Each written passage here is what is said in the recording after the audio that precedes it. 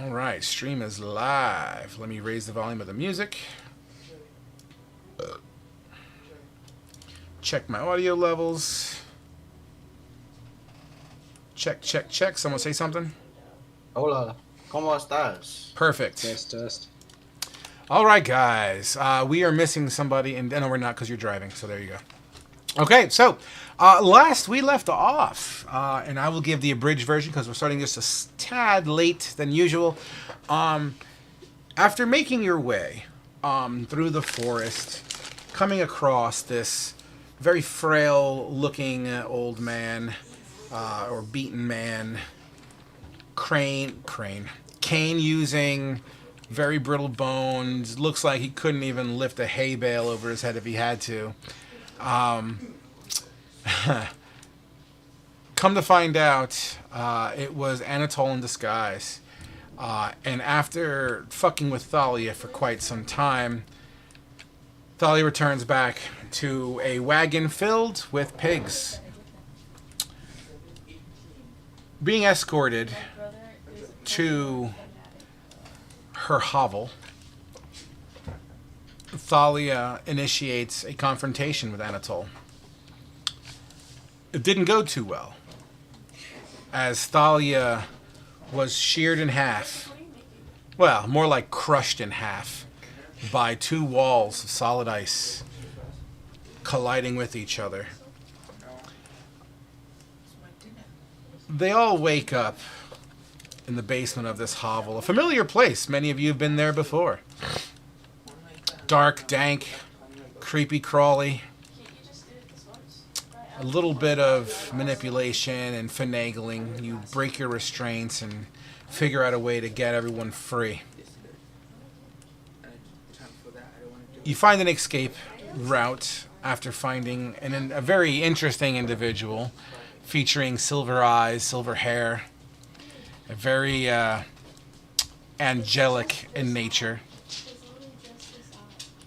Upon exiting this hovel, the tree comes to life, this home comes to life and begins whipping down like dreadlocks, these hanging corpses that turn into these flare-styled zombies that begin to chase you all around. And when I say a couple of zombies, I mean a lot of fucking zombies.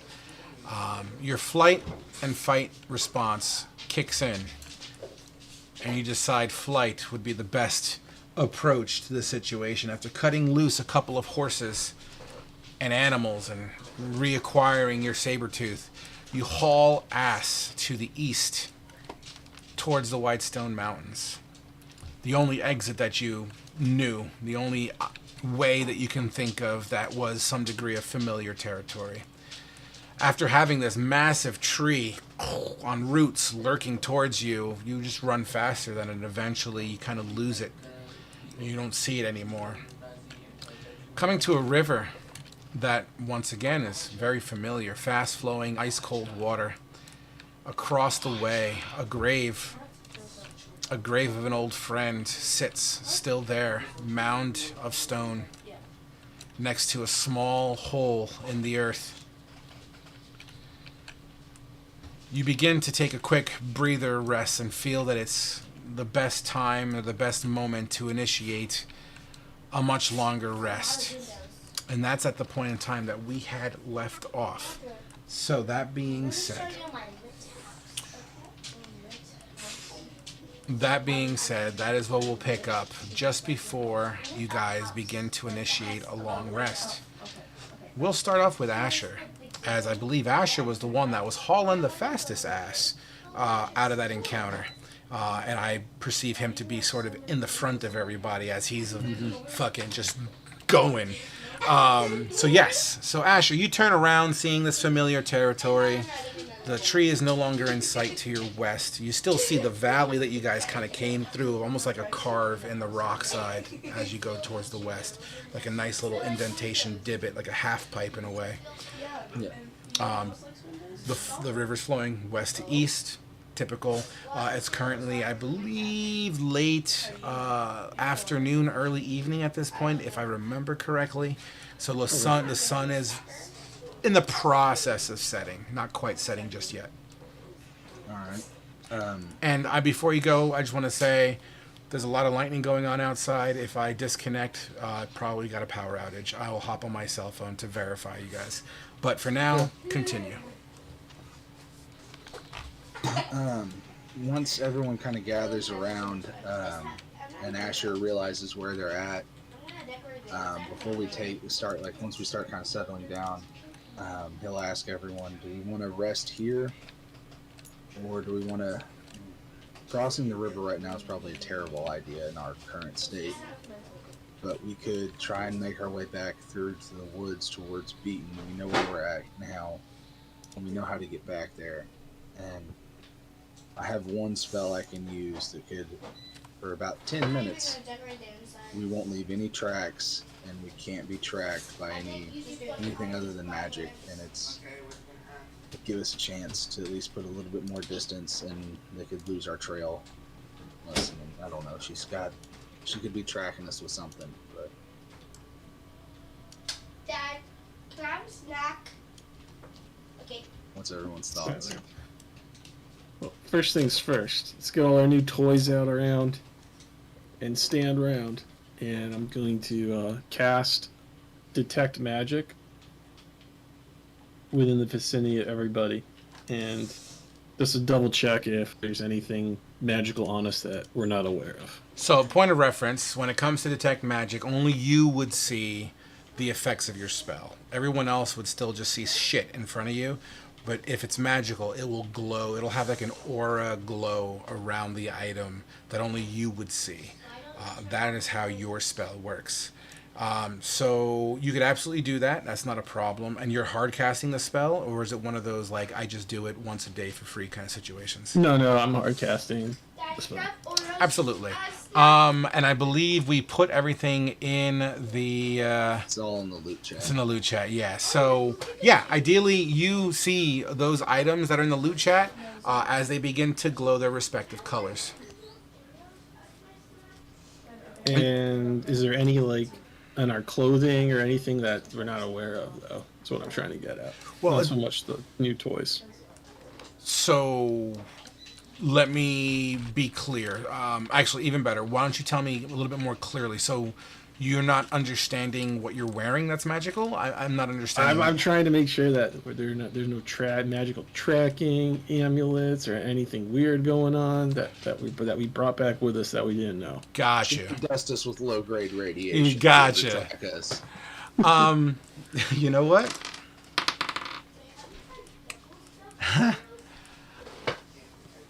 As you look into you're casting your spell and you're just kind of looking around. Because Asher, are you wearing your clothes? You're wearing your clothes, right? Yeah, I have my clothes on. I did say I put on the breastplate, the necrotic breastplate, since it looked better than mine and fit better. The one I had was the dwarvish breastplate, so it was like a crop top. So I put on the human size one. Gotcha. I don't know that Asher doesn't know that it's necrotic resistant, but as you kind of you focus your eyes in on all these glowing auras and orbs and items on the ground and what have you, you would see something odd radiating from Dillinger's wrist. What's on your wrist, Dillinger? Yes. oh, he's muted. So we finish off those Oreos that Cody don't finish. Dillinger, you there? He's muted? Some of the Yeah, Oreos that Matt Cody- just dropped out. Dillinger did. Damn it! All right, we'll come. Who's that, George? Yeah. Welcome. We just finished up our wrap up. And you know what? Fuck it. We're gonna change targets here. So as you cast your, your detect magic, you would see that same hueing glow in Kane's arm as opposed to Dillinger. What's on your arm, Kane?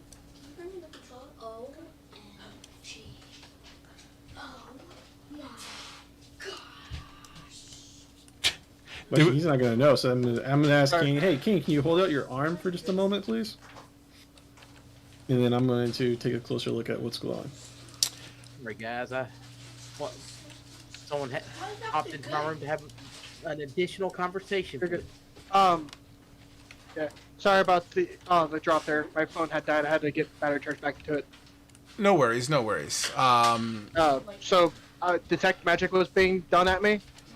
In general, but you would see, yeah. So there's two. Fuck it, we'll just do it that way. There's two glowing things. One in Kane's wrist and one in Dillinger's wrist, and they seem to glow this kind of necrotic-y dark green, like an aura that seems to be coming from the inside of your wrists, like just below the joint of your wrist into your forearm. Kane, Dillinger, you got something magic in your wrist. What? You have something magic in your wrist. Kane looks at it. Which wrist is it? You tell You're right. Yep, there you go. Kane looks at his right wrist. I don't know. I don't see anything magical about it. Give me an investigation, Kane. You as well, Dillinger. All right. Okay. Can someone roll that for me? Sorry. I'm still driving at the moment. Does anyone have access to his character sheet? No, I mean, if you'll give me access, I'll roll it. Frog. Roger that. 1 sec.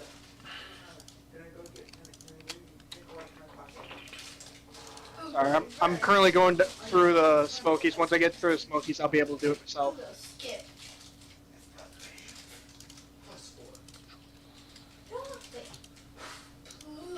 All right, Asher, you should be able to see his character sheet and roll for him now. For the meantime.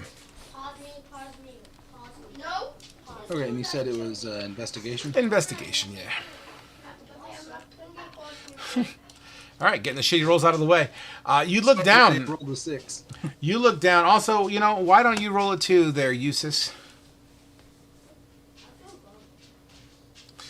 Perfect. The one person who doesn't own the wrists.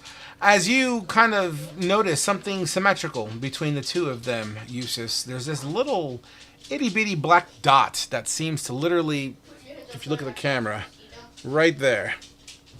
And it looks like, if you didn't know better, it would almost look like a mole. Have you always had this marker here?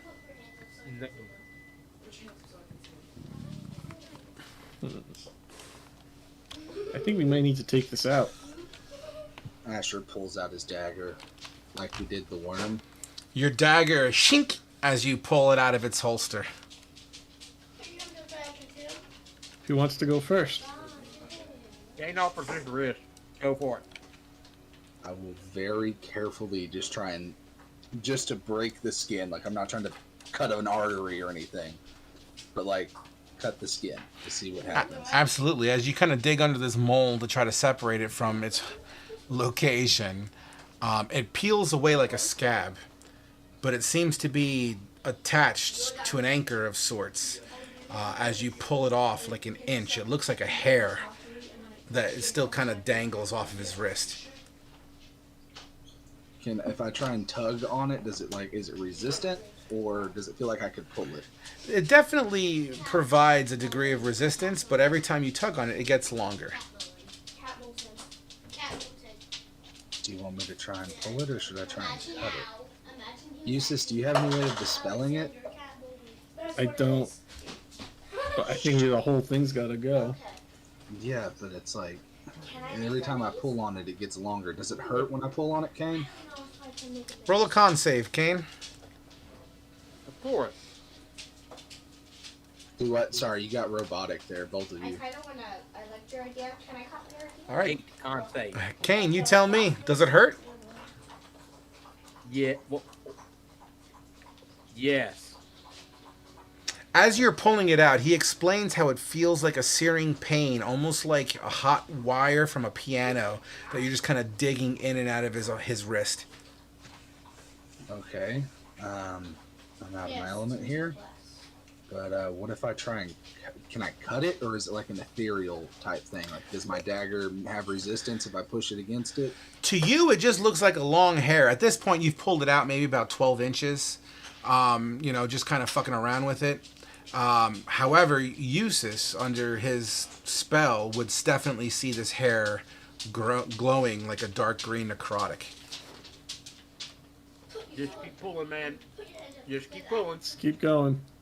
I keep pulling. Are you sure you don't want to just try and cut it? Yeah. I just try and give a really hard, like, tug. You tug, and it's like literally pulling on one end of a rope, and it just kind of keeps on coming.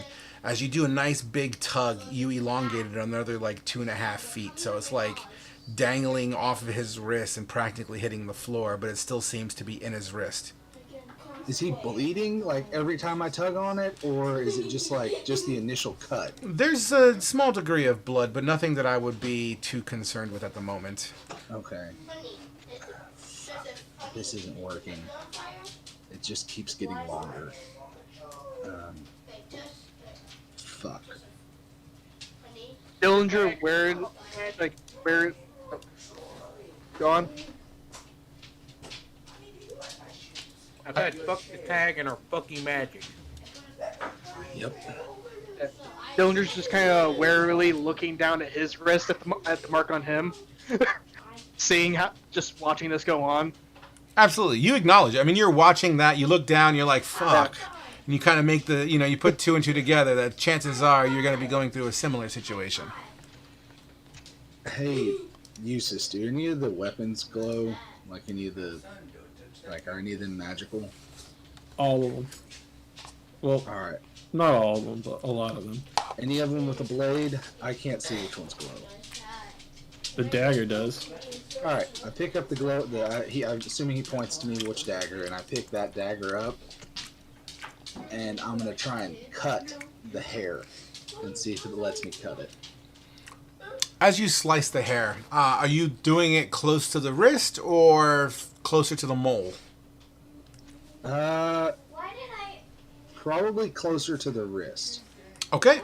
As you kind of, you kind of fold it and kind of pop it, it actually squeals as you cut this hair-like tendril, and you kind of hear a small, like, as it squeals, and it kind of starts to do one of these things. If you look at the camera, like it just kind of moves around like a miniature tentacle. So it looks kind of like a snake when you cut its head off. But it's still very much in the hair. It almost, I would say, more like a ringworm, I suppose, for description purposes. Whenever I cut it, is there any type of like ichor or blood? If there is, this thing is too small for you to really recognize it. Even if it might even just be Kane's. That's nice. Okay. Oh, one more! Kane, did that hurt when I cut it? No. You start to see it kind of getting shorter and shorter. Hey, Yeah, Brad, I'm not letting it go back into his arm. I hold on to it. You pinch it, and you feel its muscles just kind of moving between your index and thumb finger. Pull, motherfucker, pull. I keep pulling. You pull. I mean, you're going to overpower this little thing, so I'm not going to even have you roll for it. You pull 6 inches out of the arm, 8 inches out of the arm, a foot out of the arm, foot and a half. I'm 2 wrapping feet. it on my hand as I'm pulling. And you pull it 3 feet, 4 feet, 5 feet. Jesus Christ. At this point, Kane, I should have said wild mother. give me another con save there, Kane. You just hit me. After he gets to about 6 feet, you feel a resistance, Asher, like a tug, almost as if it's holding on to something inside. As you give it another tug, Kane, you get instantly nauseous when it gets to that point. Frog, question. Yeah. The end that I cut off, did it do anything? Oh, it's on the floor. Next, Okay, it wasn't like flopping around or anything. No, not that part. Pull. Okay. I don't care if I vomit, just pull. Okay.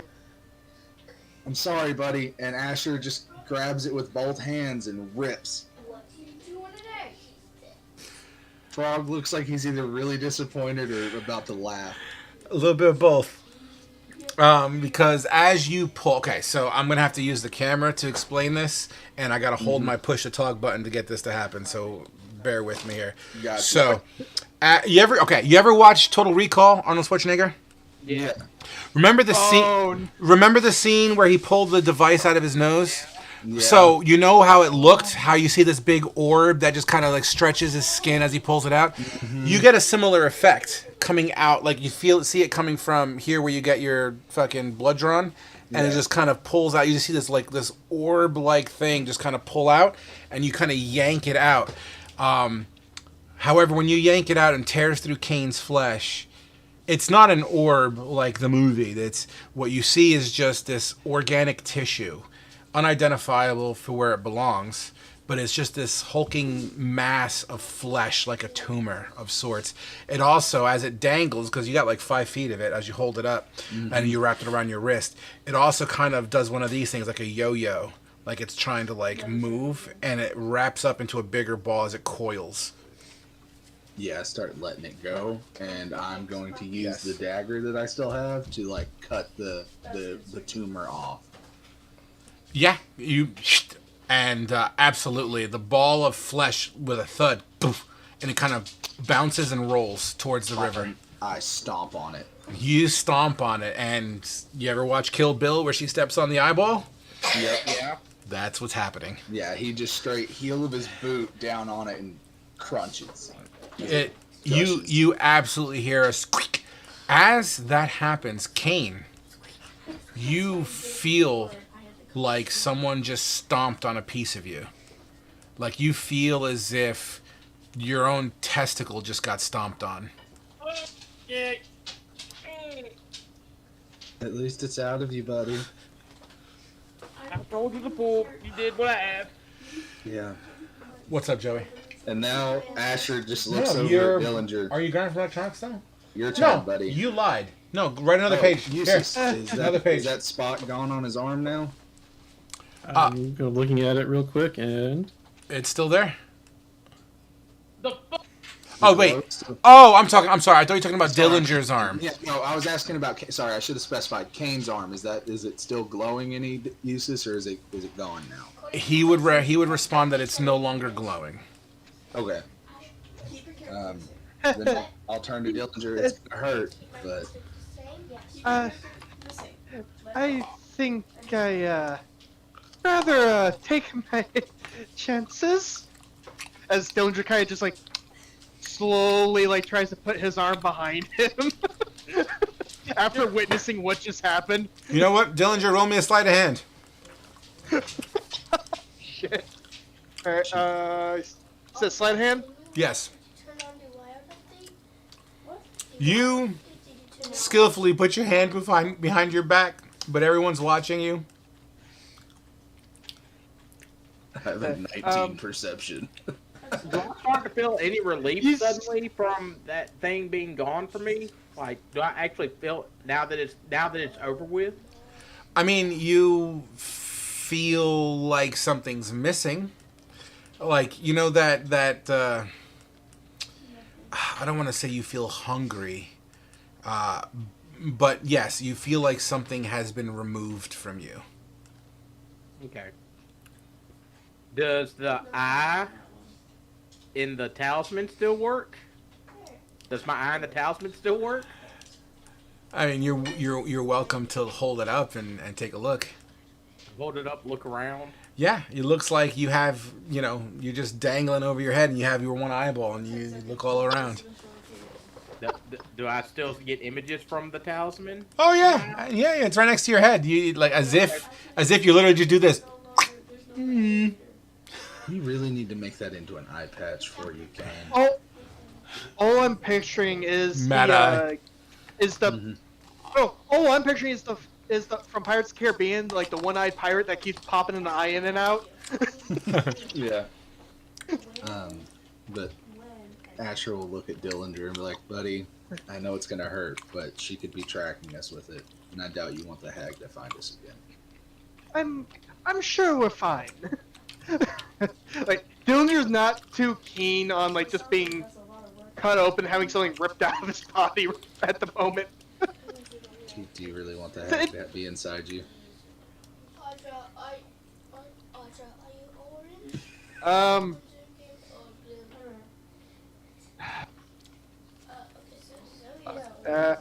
Dillinger's will reluctantly put out his arm. If it makes you feel any better, I feel really bad doing this to both. As I slit his arm open like I did Kane. Yep. Very gently and start just going to town, pulling. Yeah, 2 feet. I'll offer him like a piece of leather to like bite down on now that we know how bad it hurts. As you pull, it wraps around your wrist and hand like it's holding on to you as you continue to kind of like spool it, pull it, spool Every it, couple pull feet, it. I'm cutting it off. All right. Now I know what the fuck happens. Every couple feet, I'm cutting it off and pulling again. Absolutely. And you do so. And every time you cut it, once again, it kind of it squeaks a little bit and it moves around and it tries to exit back, re-enter, and you kind of pinch it and begin to pull it out. Eventually you get to that Total Recall moment where you can see this orb-like thing just sliding under skin. And The whole time I'm just like, Dillinger, deep breaths. Deep breaths. We're getting through this together and ripping it out. with a solid it pops out and it dangles as it begins to kind of coil up into whatever last pieces of it are. Same thing I did with Kane. I'm cutting it off and then stepping on it. Give me a con save, please, Dillinger. Do better than I did. Actually, con save, that's fine. Oof. You feel as if someone just smashed your testicle with a sledgehammer. He's going to.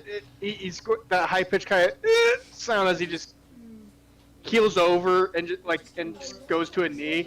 I mean, you literally feel throbbing coming from that area. Do you both have your testicles still? I go down, check my testicles. Did I accidentally turn two of my friends into eunuchs? That's not cool. So We have two testicles. Yeah, a eunuch has only one testicle.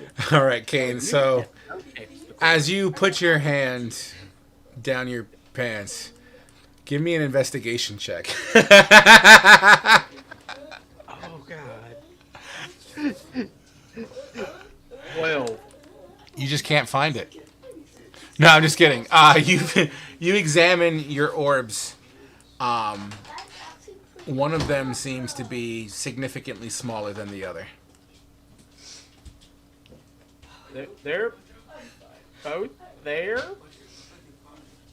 but one seems smaller than the other. Oh shit! You're muted. Still muted. You're still not working. I can't hear him. No. I think his mic's not working. Nope. Your mic's not working, Caleb. God damn it, Caleb! Fix your fucking microphone. Alt F4. Whatever he's about to say is probably really important. Hey, whatever you just did made your mic key. Yeah. Nope. It's definitely acknowledging the microphone, but something's not triggering. Maybe some sort of a pop filter, like threshold, maybe. Oh, you're keyed up. Oh, but no audio. Weird. Yeah. Troubleshoot that. That's weird. That was easy. If you want to text it in the meantime, I'm okay with that too. Fist bump because you have ranch in your hands. Caleb's over there just trying to like ASL sign language us and stuff. Just throws the random middle finger in there. He starts charading it, pointing to his testicle. Dillinger needs to check his testicles. Yeah, Dillinger, how are your family jewels? No.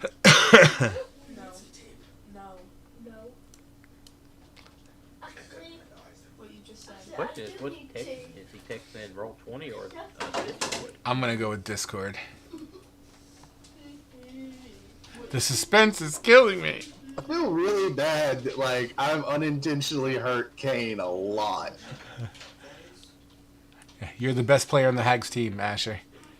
Fuck you, bro.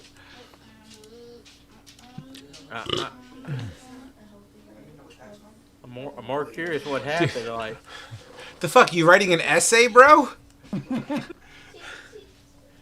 he text Would it? recent restoration bring back half a testicle? It's not just a funny thing. I think there's an argument that could be made. I can eventually get you your testicle back, Kane. It's in general. All right, one sec. Took you that long to write that?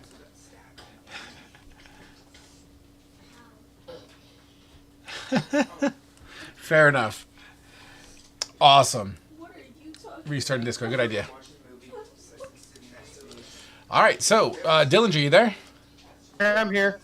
So Asher basically said it'd probably be a good idea to check. Your family Um, still there. Yeah, I guess he'll, as the pain subsides, he'll slide a hand down. Sure. As you slide your hand down, go ahead and roll an investigation because it's funny.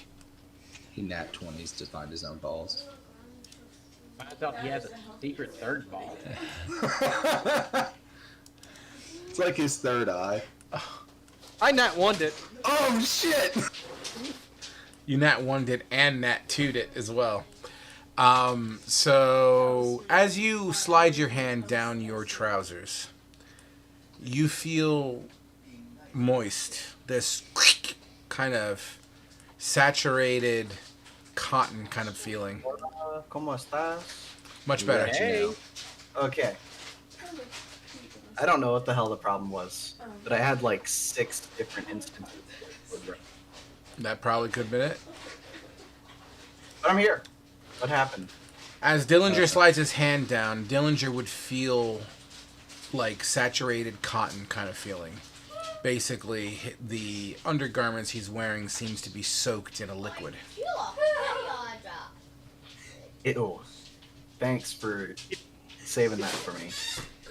Yeah, it's... Dillinger pissed him. Great. Ow. You pull your hand out after checking, which, by the way, they're both there, but one seems to be smaller than the other now. But you feel, you pull your hand out, and it just seems to be covered in, like, a coagulated red blood kind of situation. Oh, that's definitely not natural. Dillinger, I can't believe I'm saying this. Drop trowel.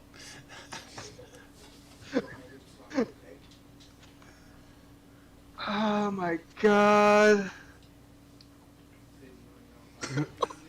Frog, what the fuck do you have us doing? I I'm giving my friends a fucking physical right now. So, what am I doing? I have no fucking idea. He's all over. He's Who are going- you checking, Asher? I was just... Dillinger pulled his hand out from his crotch, and it's covered in blood. And so Alright. Asher's immediately... Let me over and let me fucking handle it. Yeah, go ahead. Go ahead. I'm not gonna argue Alright. by snooze. He's gonna look over at What Alex. the fuck? What the fuck He's just going- happened? You would look over at Dillinger. How do you pronounce Anahel? Right? Let me put the token. Tannehill, yep. You would look at Dillinger as he's sporting a handful of coagulated blood. I mean, that's basically the scene. So do with that as you see fit. And I want to roll a medicine check and try to figure out what the fuck just happened. Absolutely. Roll medicine. From more. All right. Don't you need to look at the afflicted area? With a 15, he seems to be bleeding in his pants. Have they lost any? Okay. How about this? I'm gonna cast 2 instances of Cure Wounds at level 1 Okay. and see if that fixes the issue. Sure.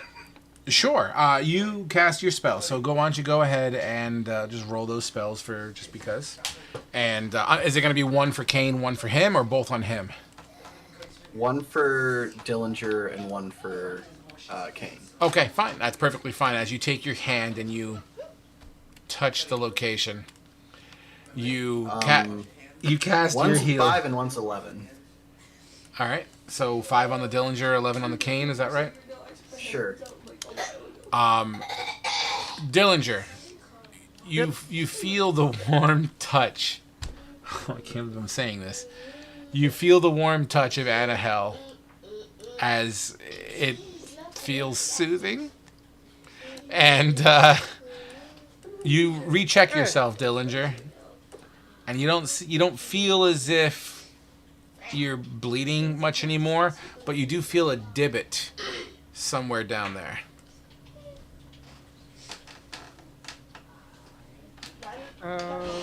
Okay. In fact, that divot, when you grazed over it, it stung a little.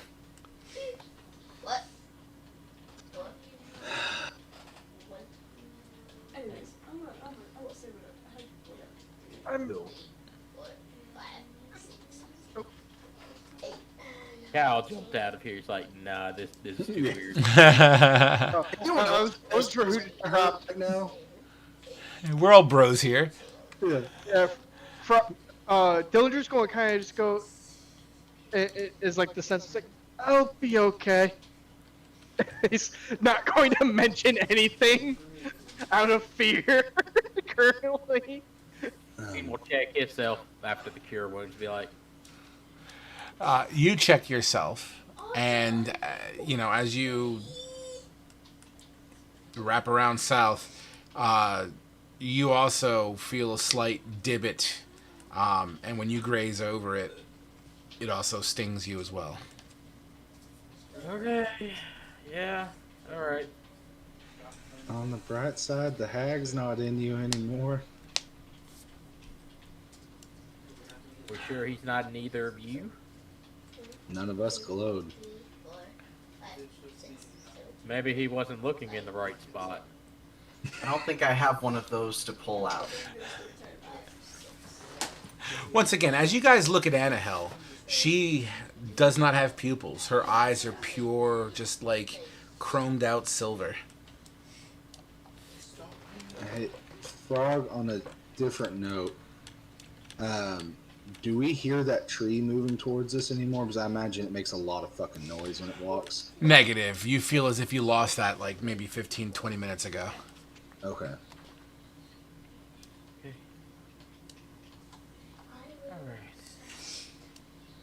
Do we want to try and move a little bit further into the woods away from the river? And... I think they need the rest. Yeah, but I was saying I don't think they're moving much by themselves. If you're offering to carry them, then maybe. So this side, the arrow I just pointed to. No, wait. We have animals to carry for us. we have a couple horses, Gordon Ramsay, and Jaeger, my saber-tooth, which is like the size of a German Shepherd now. So this way, for just reference, as far as location goes, is east. That way is west. And yeah, and then the river obviously is going from north to south, clearly. At least in this current location. What kind of compass are you reading, lad? West. You don't know west? I was continuing your reference. You missed it. I did miss it. I'm sorry, but I got a phone call from someone that never calls me. I'm sorry. This could be an important one. Give me 1 second. I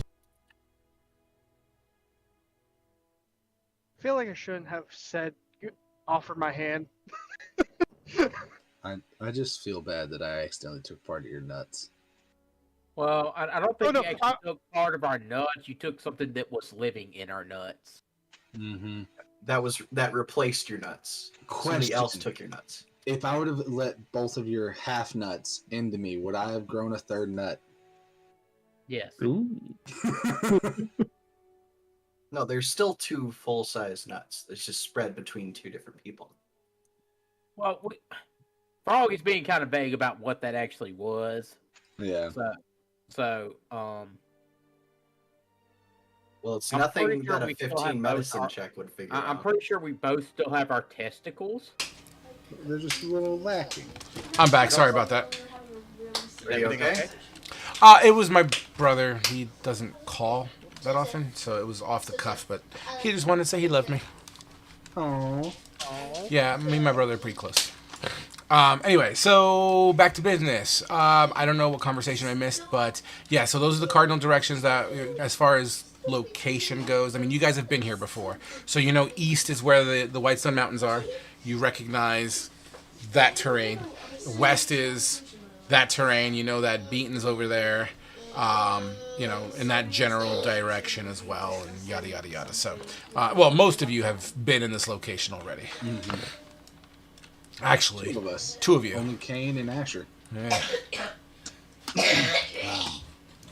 I'll start trying to find Only 2 of the original party. Yep. I'll start trying Wow. to find us a decent spot to like make camp that's not right beside the river, but not too far away from where we're at. And that's fine. I mean, you kind of have your pick here. There's a little spot just south of you that has kind of like a little bit of a eroded cubbyhole. Like you can tell over massive floods or whatnot that the river just tore apart the inside of like a shelf that gives you partial cover from the elements. It slightly kind of hangs over. That would probably be suitable for some sort of a resting location.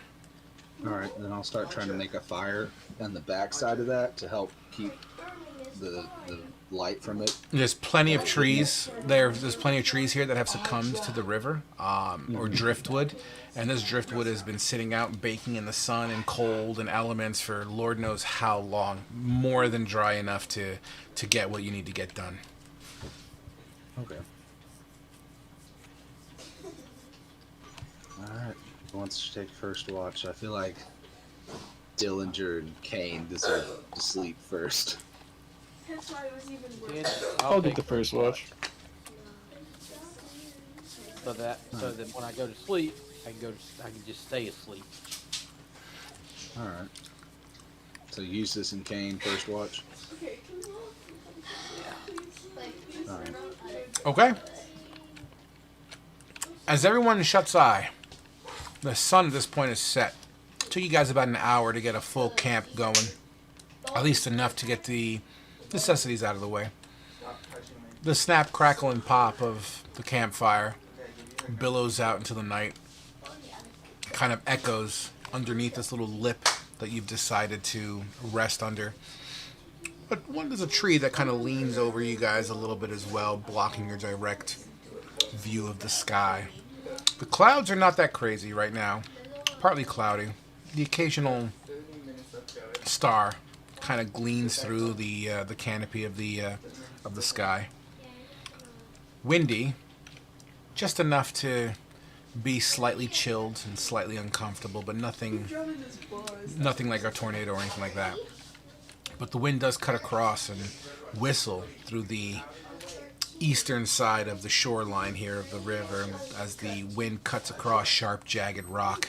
A very familiar sight and sound for those who've been through this area before. The two people that are keeping watch, what is your average passive perception? 13. 10, What's the average of that? Want to call it what? 11 and a half, 12? 11. Yeah. All right, let's just round it up for benefit here. So let's go with a 12. As you guys are keeping your watch, you would hear, as the music totally crescendoed that for me, you would hear the sounds, well, Kane would recognize it, the sounds of combat, faintly coming from the mountainside. You could hear the occasional scream, shout, and war cry. And once again, it seems to be coming from the mountains.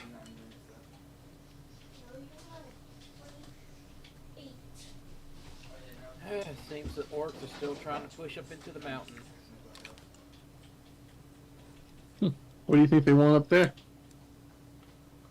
I don't know, but they're gonna have a tough time, not only because of the lizard folk, but also because of the dragon that lives up there. Well, sounds like it's something we don't want to go near. Not at the moment. Kind of hard. Eustace, behind you, you kind of hear like a small rock roll over and kind of click-clack just beyond your line of sight there, about 15 feet away. What's that? Is there any type of objects in front of me that I can grab real quick? You're on a riverbank. There's stones galore. There's some timber. You take your pick. I'm gonna mage hand a rock. I'm gonna light it, and I'm just gonna fly it right towards that sound as fast as possible. You do so, and as the lit up rock kind of click clacks and randomly just kind of bounces in all different directions because of the the not uniform floor surface here, you'll see as the light kind of bounces all over and click clacks around, you see two beady eyes reflecting in the light.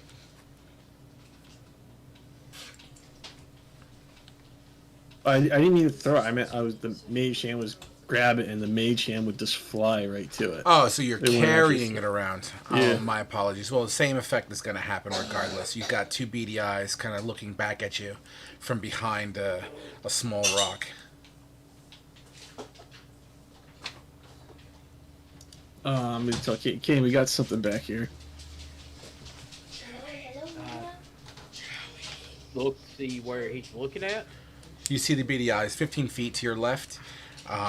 It begins to hiss. Kane draws his sword and approaches it. Once you get about 5 feet from it, you see the rock get kicked over, and the beady eyes disappear. And all you see is a brown and black striped tail hauling ass away from you.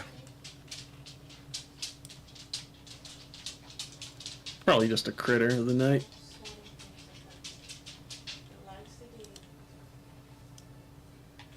Probably, but we'll go ahead. The next watch, we should tell them what we saw, so they can be on the lookout. Fantastic. As But I for bring back the lighting rock, and turn it off. and you absolutely do so as the fire kind of helps you pass the next couple of hours. You're 4 hours into your long rest as you switch. Annahel, Dillinger, and Asher. Yep. As Kane and Eustace take their sleeping time, they educate you and explain to you some of the happenings during the course of their watch. The one thing that sticks out amongst you guys is the sound of battle, which faintly still seems to echo into the night on the mountainside. The occasional torchlight can be seen scurrying across the mountainside, and then black, and then red, and then black. Question, Frog. Whenever we do like the first 4 hours of it, we have our hit dice back and our spell slots, right? Cheat sheets on the table. Okay, cool. So regain half your hit dice pool in Spells the come first. back at the morning. Yep, at the end of your long rest is when your spells come back. Okay. All right. Thank you.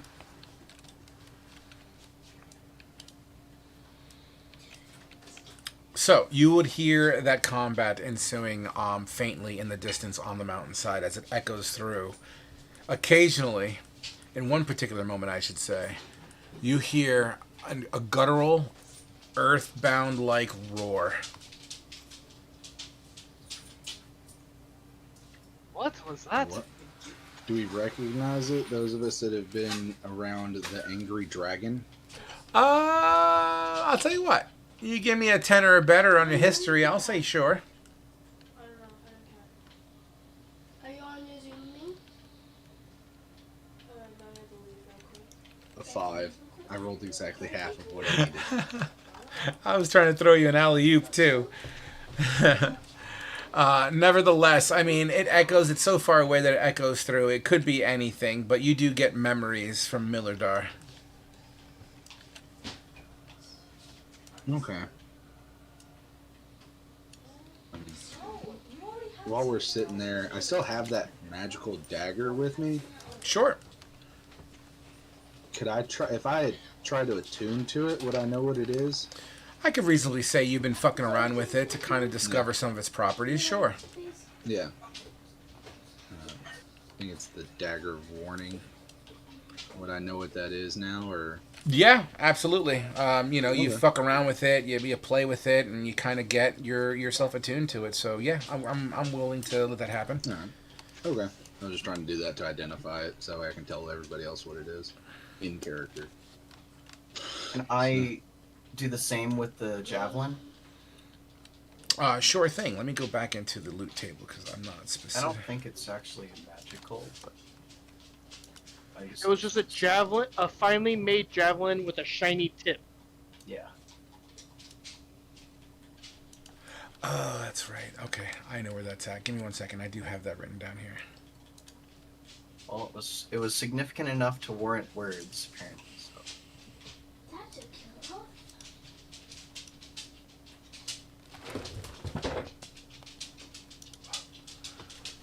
Please hold. Mm-hmm.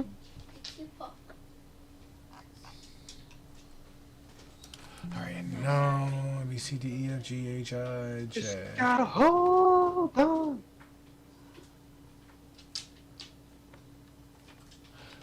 Okay, so out of character, that is a finely crafted javelin.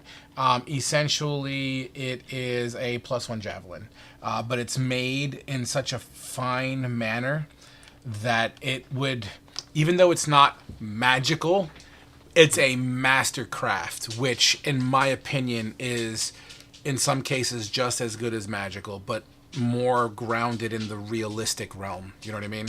So it's just a really finely craft, like the best material went into this thing. It's got carvings on it. It's got intricate designs on it. This javelin was made with love. Gotcha.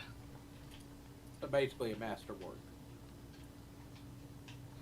Yeah, wherever this hag got this from, it must have been from somebody either ceremonial or important. Or rich. Why not all? Or all.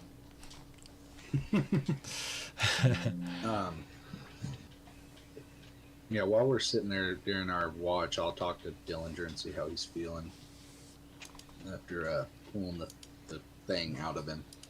All right. Hey, buddy. Sorry. I unintentionally hurt you. As you're kind of walking up saying that, Tente's just going to kind of like move right in your face with like a little angry face on her. I deserve that, Tente. I'm sorry. I'll be alright. Just if I get another one, just leave it alone, please. Well, you saw what came out of Kane. The worm thing? And I'm not against a tentacle or two. Just I'd rather deal with it than not again. It's like the memory of it's like like that painful memory in the head. That's fair. That's fair. I think Dylan Alright. liked the tentacle too much. He's into that henticle Tentai. Yeah. But yeah, it's like I'm not the. Yeah, I'd rather take my chances next time, if you don't mind. As long as it doesn't jeopardize the party, sure. We've already lost quite a few friends. And Asher kind of just looks out, thinking about all the people that he's lost here recently. With Thalia, Myth, Iridian, and Vendor.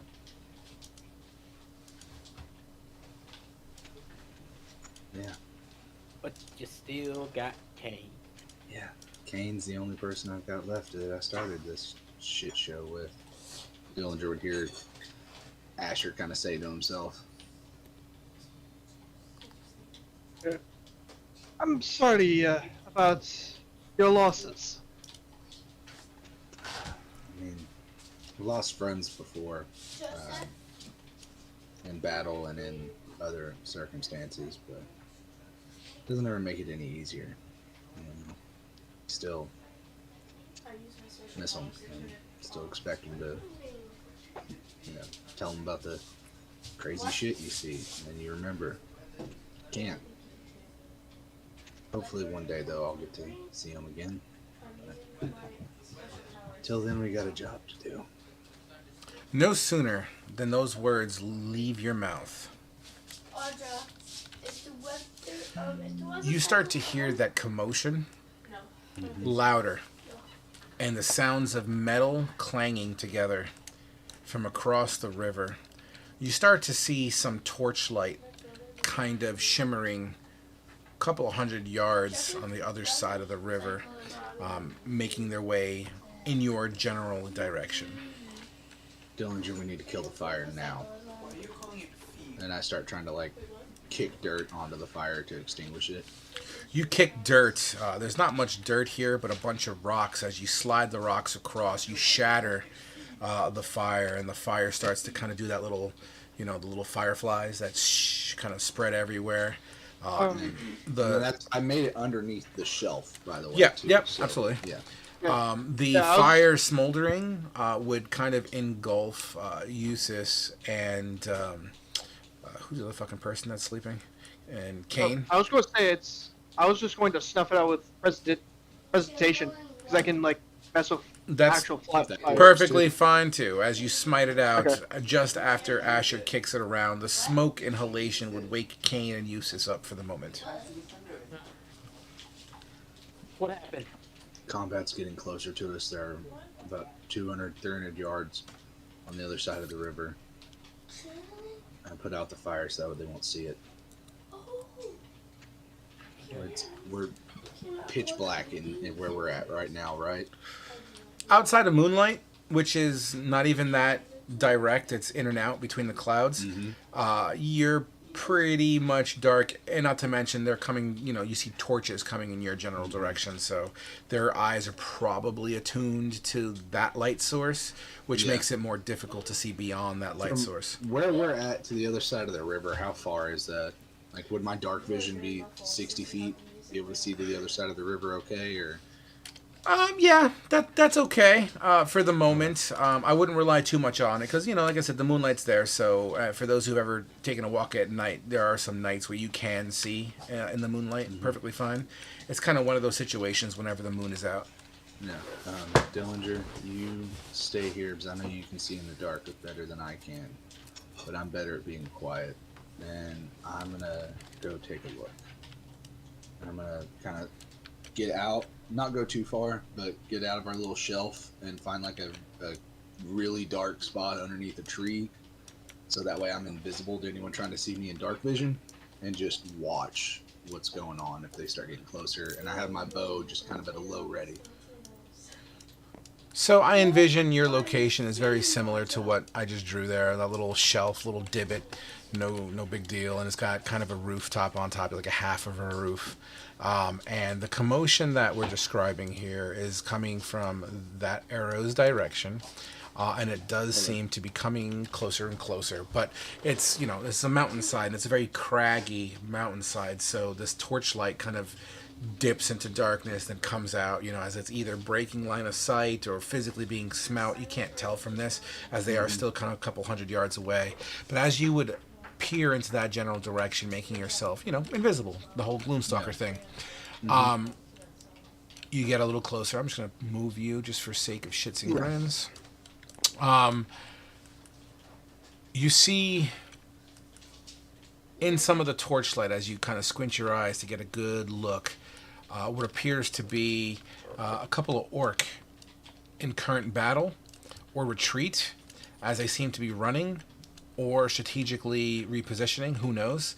But you do hear, it's a bit difficult for you to understand what they're saying because they are still very much in a distance and it's very muffled between the crags. But you would hear commotion and orders, as well as just a few seconds after you hear that, you would see a small group of blue-skinned creatures jumping out of crags and into their location as swords get drawn again and you start seeing cling, cling, cling, and fighting going on.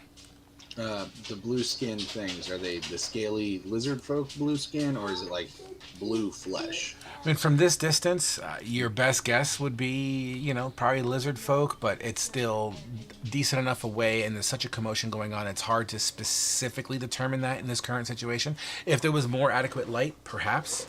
Okay. I'm just going to keep a watch there, and if like a couple, like a straggler or something gets close to the river, then I'll put them down. But I'm just gonna let them do their own thing unless they threaten my group. Absolutely. As the fight continues to battle, at your best guess, your count is maybe a 20 on 20 kind of a situation right now. Mm-hmm. What about everybody else? As you see Asher kind of walk away towards this sound, what's Anahel all about? Anahel is considering if she has anything in her toolkit that can help with the situation. Which is code for Caleb doesn't know what the fuck his character does. As you take a second to think of that, Kane, you get woken up. You see Asher walk away towards the river to get a better look. I'm assuming you're still on your ass. What do you wish to do in this situation? Kane will sit up You want to test out my maze? and Cody, you want to test out my maze? listen to try. It's just a once and done thing. He'll break out his potion of dark vision. Drink that. Okay. As so you that he- as you pop the cork, you're I hear. yep. You like you pop it open. Okay. I'm sorry, I'm filling in gaps here. Work with me. He swallows it. Yep. You glug it down, and it kicks in. What do you wish to do with it? It's my night vision, so I can see it. It's dark vision. Take a look around so he can see what's going on around him. Basically, everything that we discussed already. In the distance, you would see the lights and what seems to be a battle going on. Yay! He will just kind of sit there and wait. If Asher calls, if something approaches, or if Asher, said, in case he needs help, just so after that, just kind of sit there and wait. Roger that. Eustace. I got up in the corner and I'm like, asked what's going on, and everybody fill me in, and I was just sitting there kind of trying to rest up a bit, relax, and just be ready if something happens. Roger Dodger. Dillinger. No, it's not funny though. I guess how dark is how is the sky like that fairly if someone was up there, could you see it easy enough, or is it like an actual dark night? It's half and half. As the clouds pass through, it breaks the moonlight. So whenever the moon is out, you'll see everything kind of glittered in blue. The river would sparkle like blue icing, like a mirror for the moon from time to time. But when a cloud covers it, it gets significantly darker. I guess Dillinger was kind of ready. The crossbow he looted and all that stuff. That would be about it. And he would just ready that and just look in the direction they were coming from or whatnot, and wait for him to get close enough. 100% as you kind of click, move everything into place and load up a bolt. Which brings us back to Anahel, who's been thinking this time. Yeah, she is just. She's just lying in wait, waiting for something to happen, I guess. She's got her javelin in hand and she's ready to go swinging. Rightfully so. All right. As Asher continues to look across the river, the battle's raging on. 5 minutes in, as Asher primarily watches, but as everyone waits, another 5 minutes. You start seeing orcs and lizards getting slain here and there. A horn blows that reverberates into the air.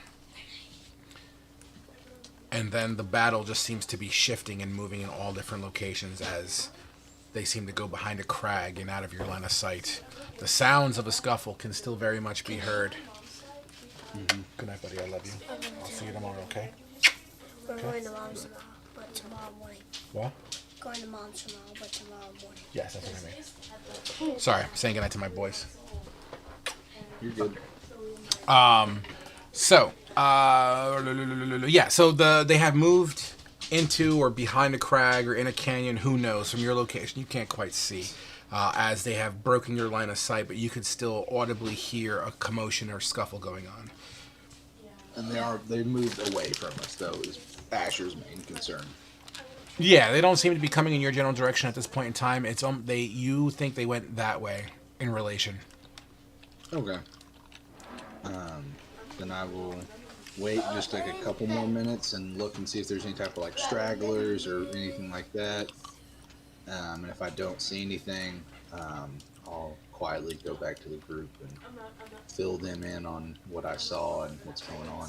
Yeah, naturally, you give it another 5-10 minutes, and everything seems to be clear as the audio tends to just fizzle out, and all you hear is the raging river.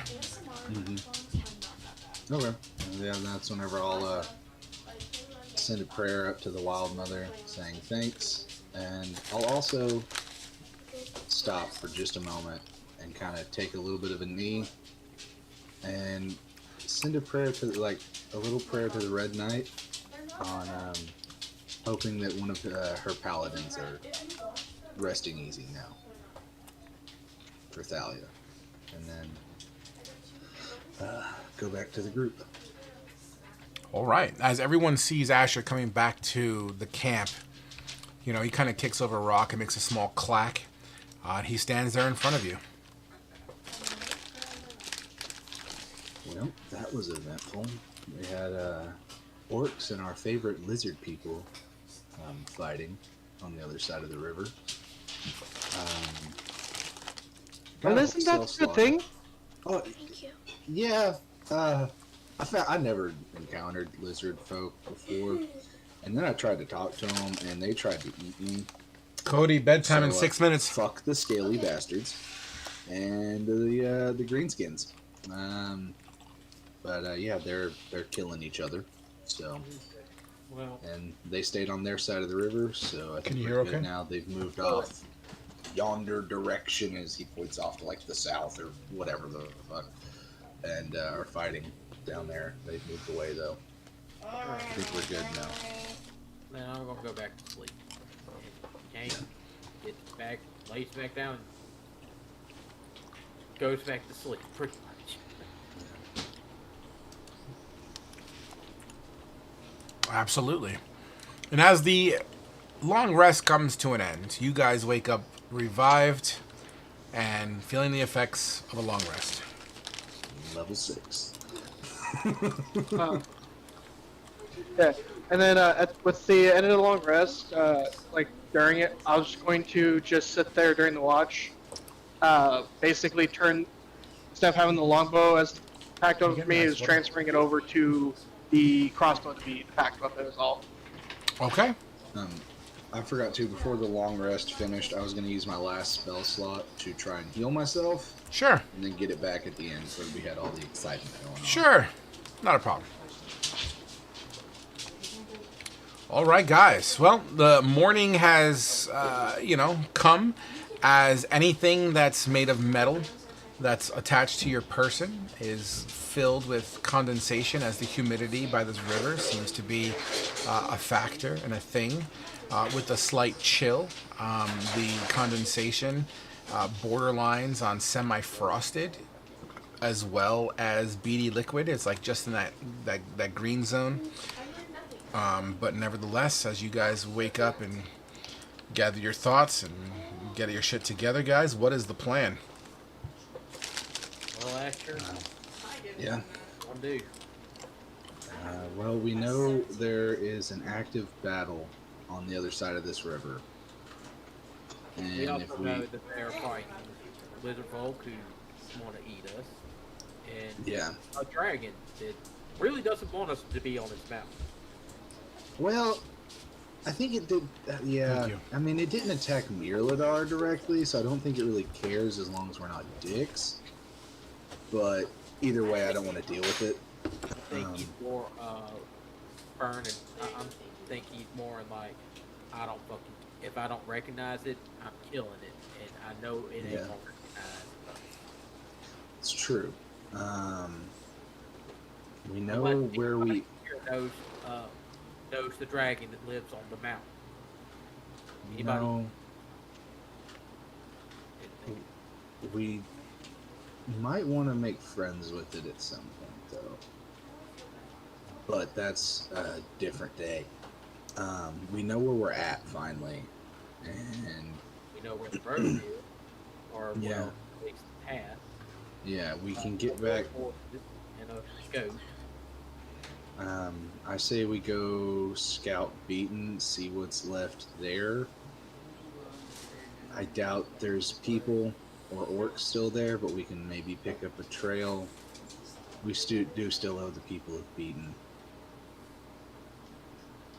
Well, at least me and you do. I don't know if the rest of the group wants to go. But I mean, we can go see what Chick Beats is. You know, if we don't find anything, What happened to Beaton? Asher kind of sighs, and we were originally the original group was contracted, hired charity case thing of trying to defend Beaton because they were being attacked by what we thought were just goblins.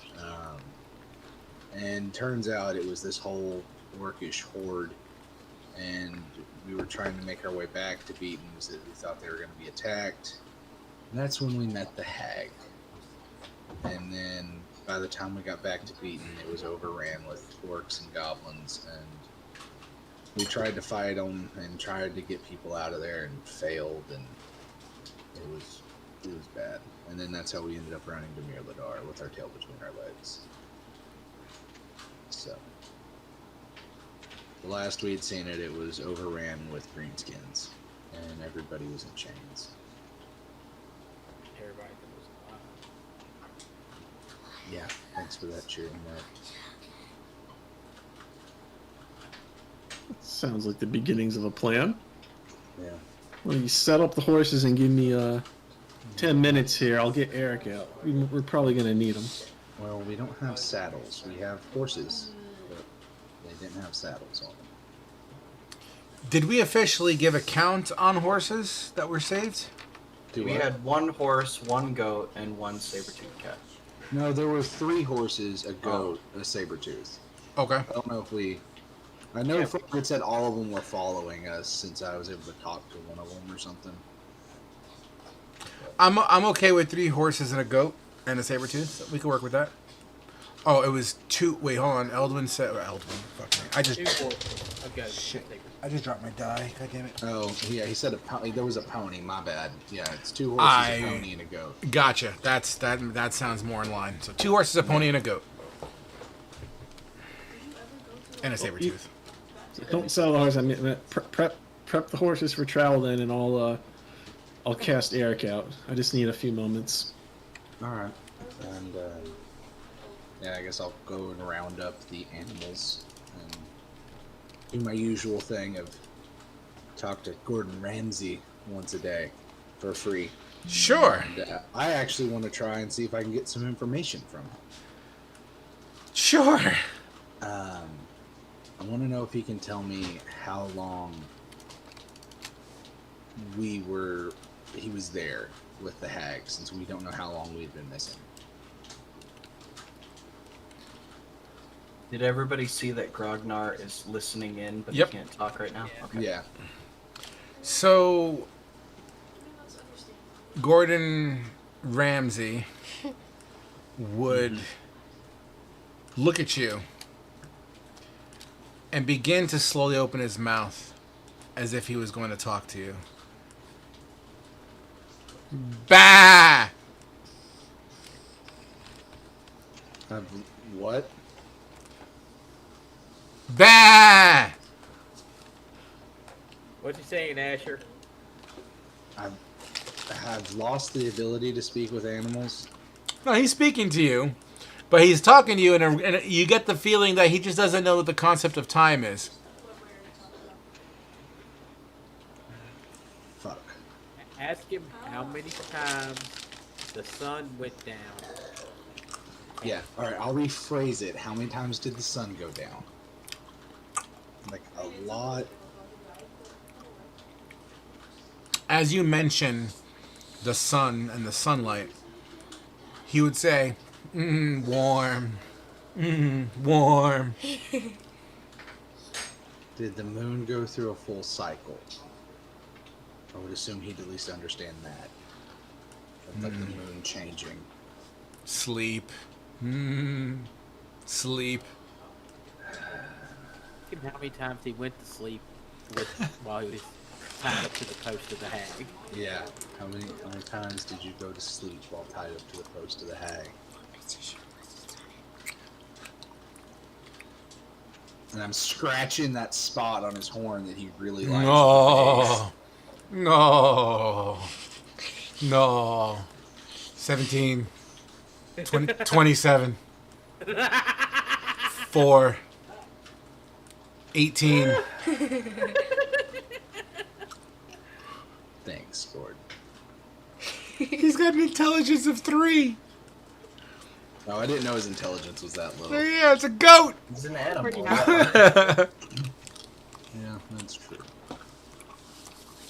No, don't stop. Okay, Gordon. Well, you're safe now. I think we know what animal Asher's riding. Your mom? Yeah. Alright, then I'll gather up the horses and the pony and the goat and... I'll have gone with Asher, and I'll get my own horse. We're bonded with this horse. Yeah. Asher kind of looks up at Anahil since she's fucking massive, and so what? Yeah, hands her the pony, and then Cody, he's it's like, bedtime. So what's your story? I'm just here to.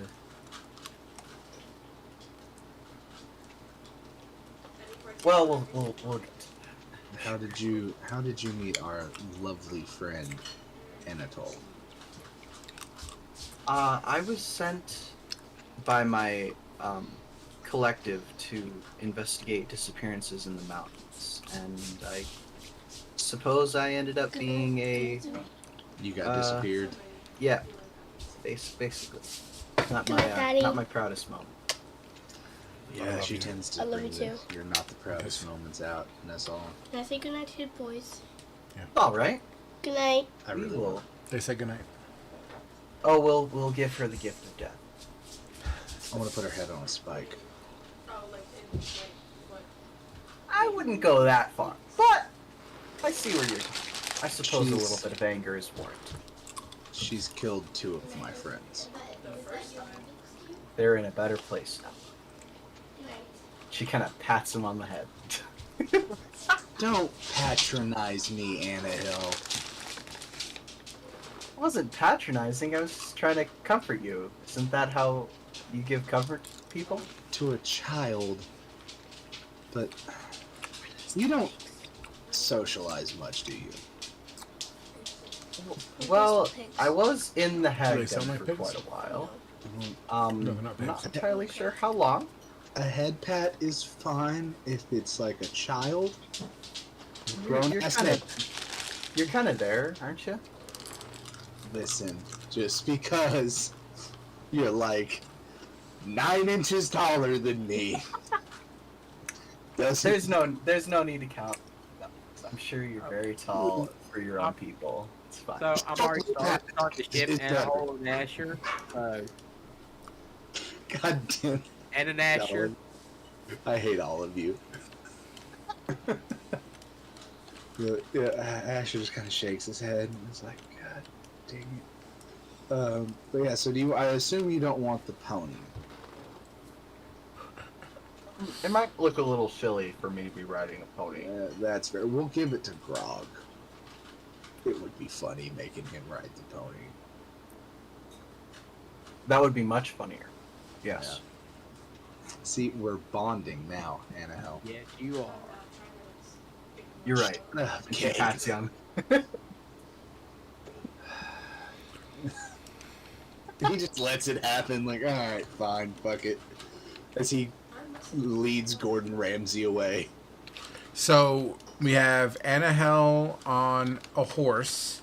I'm guessing Asher's on another horse. On the other I'm horse. taking the goat. You're taking the goat. Okay, I'm okay with Because that. I'm telling Gordon Ramsay, they're like, hey man, I'm gonna be riding you today. I don't have a saddle, so please don't throw me off. Okay? I'll keep scratching your horn. Yep, and he was just like leaning in for that horn scratch, and yeah, absolutely. As you scratch the horn, his back left hoof starts going. Yeah. Kane will take the other horse then. Okay. He will lay a blanket across its back Got you. As Yeah. and kind of, I don't know, jerry rig some up kind of thing, like brittle something with using rope. Yeah, I'll do kind of the same thing of putting my cloak down and then trying to use some of my rope to make like a halter. okay. Very basic one. So Eustace, as you look up and you see Dillinger just kind of hovering in the air, Eustace, you look at each one of your cohorts on a mount of some sort, and Dillinger flying, hovering above you about 5 feet. As you stand up, I guess I'm walking. And I start to Y'all walk. come back here with me Yeah, you can ride with me or Kane. or Anahel. Which one is the horse? And Is a that the pony? big bitch. I don't think you could fit 2 people on there. She's fine. She's fine. Me and Anahel have horses. He kind of pats the spot behind her. Yeah, I'll be to ride with Asher, and as soon as my ritual's done, and I'm going to. And Eric's just going to be on my shoulder, looking behind me, waiting. and what animal is Eric again? He's just an owl. Okay. Dustin. All right, guys. So, if I'm understanding correctly, you guys are looking to head off towards the beaten area. Is that correct? Mm-hmm. Yep. Okay. We're looking to beaten our meeting. Is Groggy ready to play?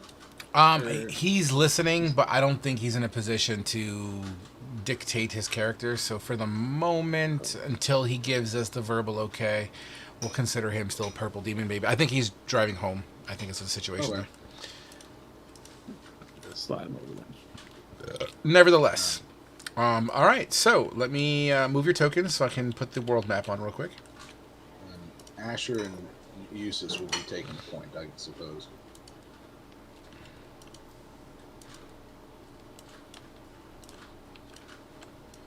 Oh wow, this needs to be updated. Hardcore.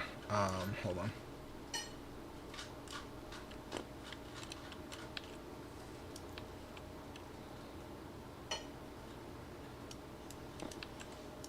Like some Disney shenanigans music going on here. Yeah, it's a different playlist I'm trying out.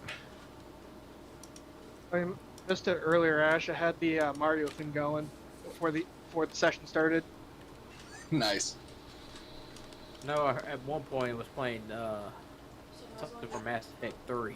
I picked myself. Yep. So, like regular Mario or like Mario Kart?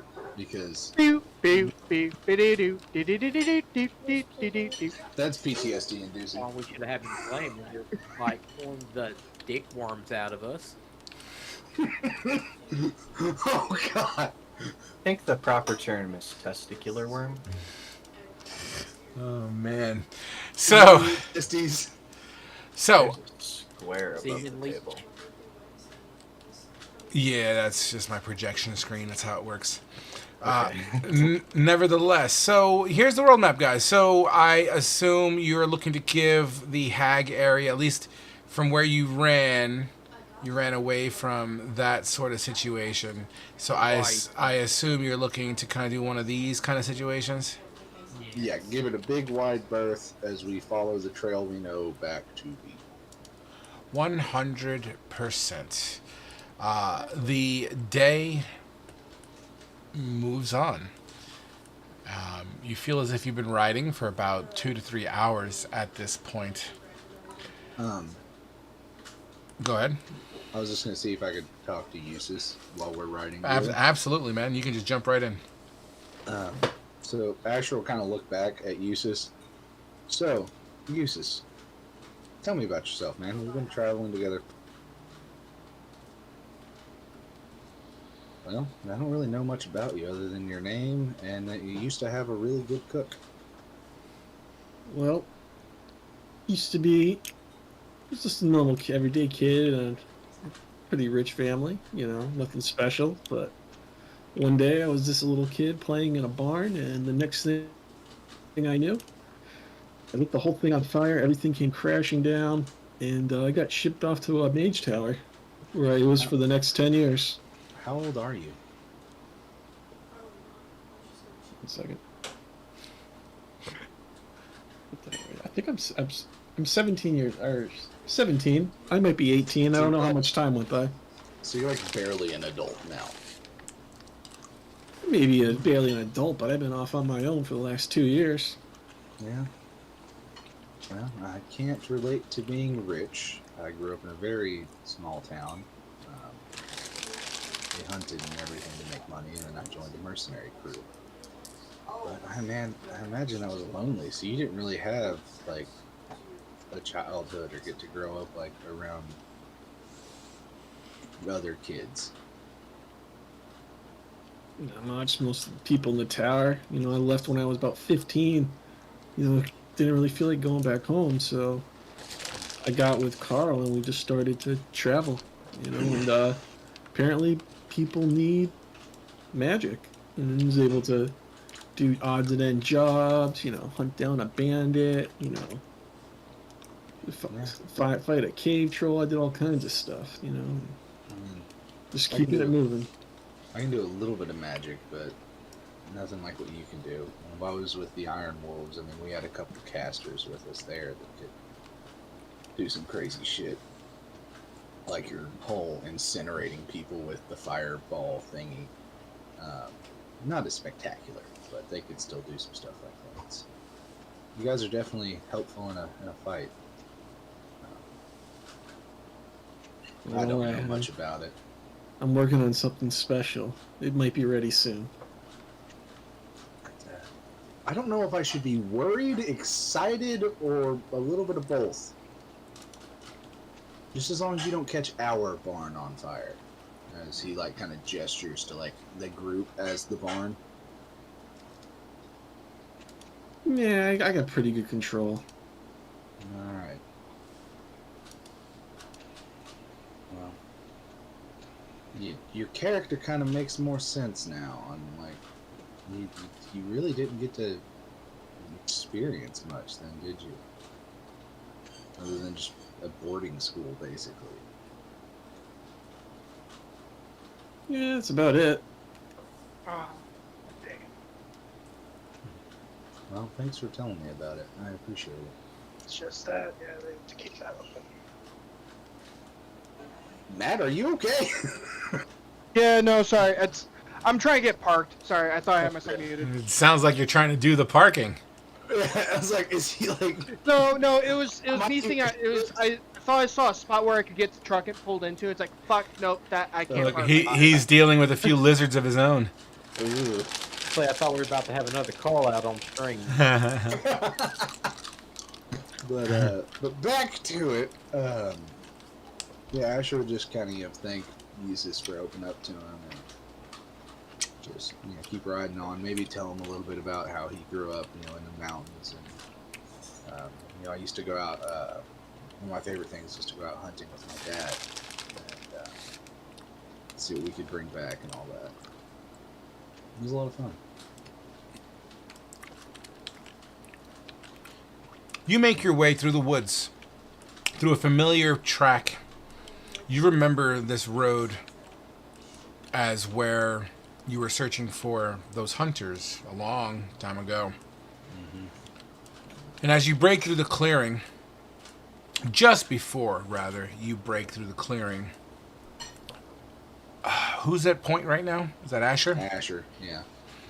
And your passive perception is like a 19 or something? Yeah.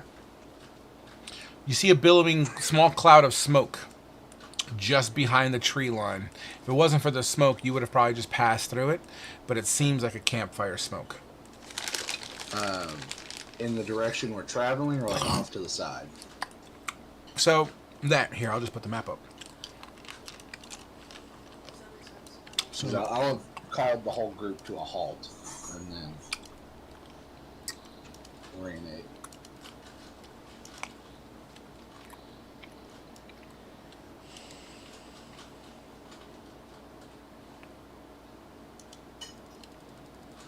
Oh, we almost died here. So I'm gonna say where the compass, or not where the compass is. I'm just gonna draw a random circle. Like you're in that kind of area right now, and don't mind this random token that's here. I could move that. And you would see the billowing smoke of a campfire, and I'll just put a campfire there to represent it. Kind of like in that general area. It's not a large campfire. As you kind of peer around the tree to kind of see what the fuck is up, there seems to be a grouping of humanoids. With fucking your passive perception is fucking 19. I can't contend with that. So, it looks to be a small group of orc. You went really robotic. Do what? It appears to be a group of orc, a grouping of orc that you can tell. Tell how many, or do I need to actually get closer to the count? I'll tell you what. At a glance, you see 3. Do I recognize any of them from our battle at Beaton? Or from other experiences? I mean, to you, I'm assuming all orcs look generally the same, as a minus the one particular one that you're referencing. But at the moment, no, these guys just seem to be your standard orcs. One of them is adorned in a robe, and he seems to be missing an eyeball, or at least he's wearing a patch. One of them is featuring a bow. The other one's kind of scraping at a stick. Looks like he's trying to make a wooden spear or something like that, as he's kind of just chopping away at one. But at the moment, those are the ones you see. All right. Seeing that, and I've called everyone to a halt, I'll kind of have us all circle up, and I'll tell them what I see. And we can either try and go around them, or we can kill them. There's at least 3 of them, maybe more. One of them is missing an eye and has robes. If I remember from Beaten correctly, those guys can do castery shit. Honestly,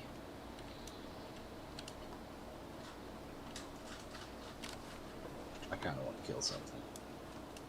It's just 3 orcs. Is it even worth the time? probably more than just 3 if I had to guess.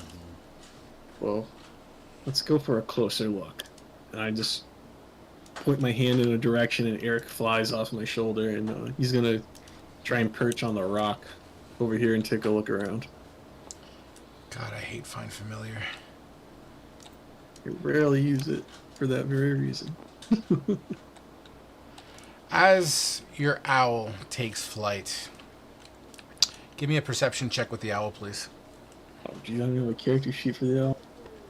I'm pretty sure I pulled one out for you, didn't I? I think it has advantage on perception. Yeah, it's on wisdom.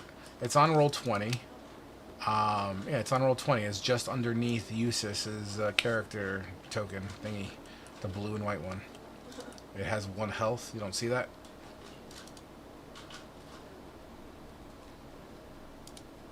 I'll even do a perception check with it, though. You click on the word perception. Open its character sheet. Hold shift, left shift, and then double click on it. And go to character sheet. And underneath its stats, it says skills, perception.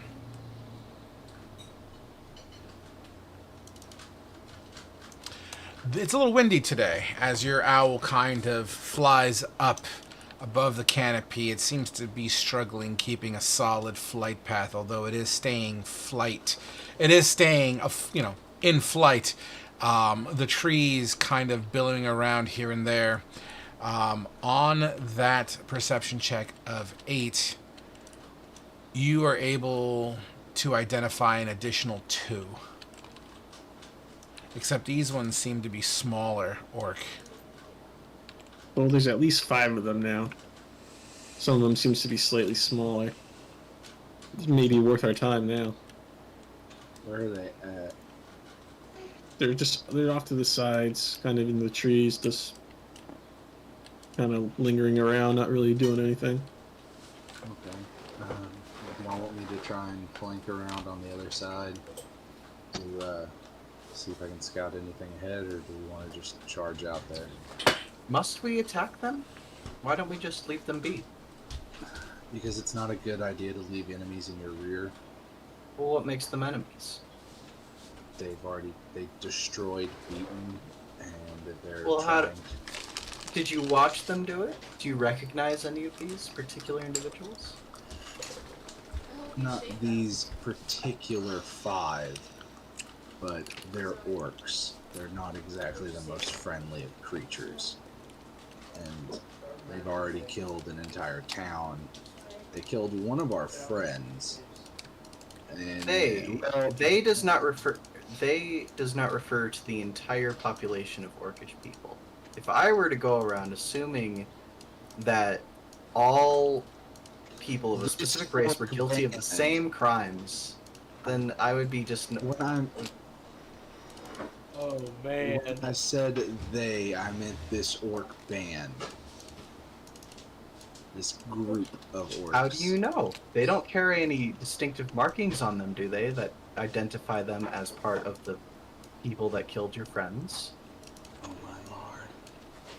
Caleb's been waiting for this moment like a long ass time. I used the last of It's the annoying antithesis of Thalia. Back to haunt you. Listen. As you said your prayer to her last night. Yeah, I was trying to be nice. Caleb, I am proud of you. You are doing the right thing right now. Listen, I don't care if we fight them or not right now, but if they come back and if it comes back to bite us in the ass, it's your fault. You know what? I'll handle it. Annahelle, I have a great idea. How about you go out there and try and talk to them? See Okay. if you can be friends with them.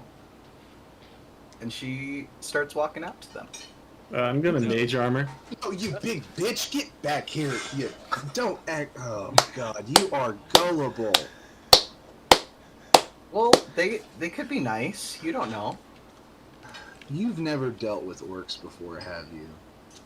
Well, I've dealt with some half orcs that were pretty nice. Yeah, no. I'm talking full-blood orcs and goblins. Well, they can't be that different. If the half orcs I met that were nice, Yeah, they can. their parentage can be terrible. Oh, my lord. They aren't friendly. The vast majority of them are not friendly, and this orc band is very not friendly. You're a very racist person, aren't you, Asher?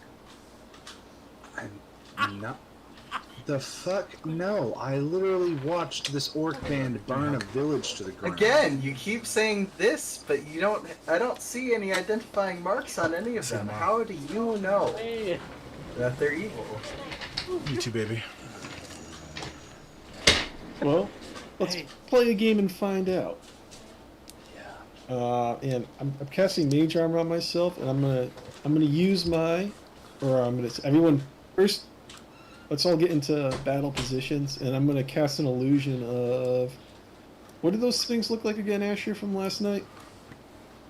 Oh, the lizard folk things? No, don't send illusion. Yeah, don't send the illusion of lizard folk. Send an illusion of yourself out. All right. Or just any human. Okay, there was a lot to latch onto there. So is Annahelle walking? Because that was the first thing. So that was a joke, right? Yeah, that was You- a joke. you stopped She her. went to go out there. I stopped her. Yeah. Okay, so where are you placing your image? In fact, here, I'll just give you this little red square. Put it wherever you put the image. Well, it's 60 feet. So... And why don't you all put your fucking tokens on the board Oh my god, I just lost my. Where would we Okay, be bro. at? in that white circle area. Gotcha.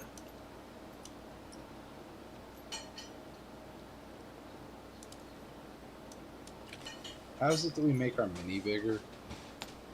You can click on. You know how you bring up the menu right above your character there? There's a thing that allows you to scale the size up. You could also Did someone use see your. my number? You Where could. I left? You could also use the plus and minus sign. That's a. Hold on. Let me just get rid of some of that grass.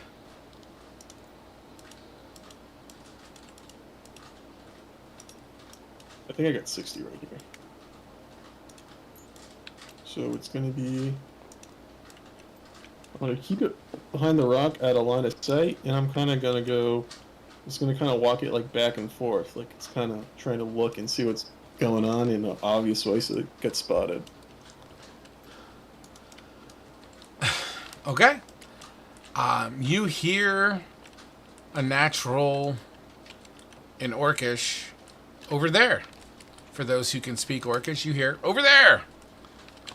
As they all, draw their blades or get their bow ready. You hear one of the robed ones kind of turn its head behind him and shouts into the tree line. Basically, in Orcish, he would yell, "Contact!" At which point, these three would begin to approach. And two of them come out of the tree line, probably the two that the owl had spotted. So that's what they're going to do first, as they're walking over closer towards your mirror image. If they find out this is a illusion, they'll probably feel slighted and get angry and hostile. I feel like this is an ineffective test.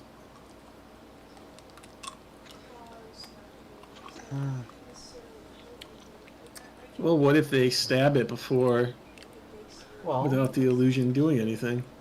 Yeah, if they attack an well then, innocent person. then sure. Then I'll concede then. But it's not right to just go in swinging swords and expect everything to go out okay. As these two on the side get closer, you recognize that they're actually goblins and not orcs. As they draw their bows and aim it towards your illusion. This orc aims his bow towards the illusion. This one draws a sword and comes closer, and you can see them talking to the illusion.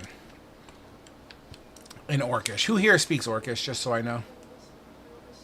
Besides Asher?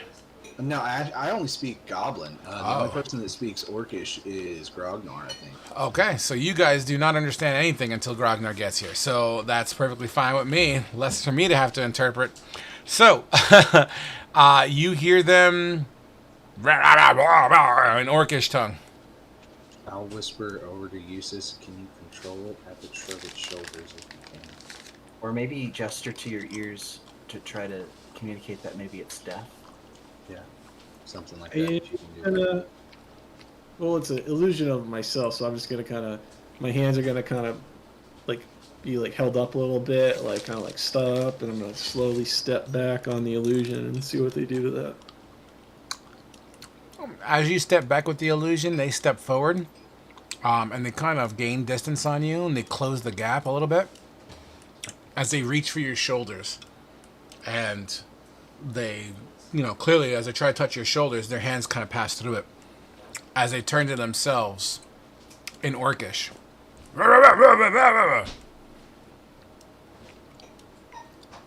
Well, should we leave? I think they're fine. They're not doing any harm. Maybe give them a wide berth because I feel like they're gonna be angry that we messed with them. But Well, you would see these two kind of hustling back to that campfire as they shout over towards the other greenskins. And once again, they are, shouting towards them. And they all seem to be taking cover behind trees and whatnot as they run further back. well, Asher, they didn't hurt the innocent person, quote unquote. They also found out it was an illusion. They didn't hurt it.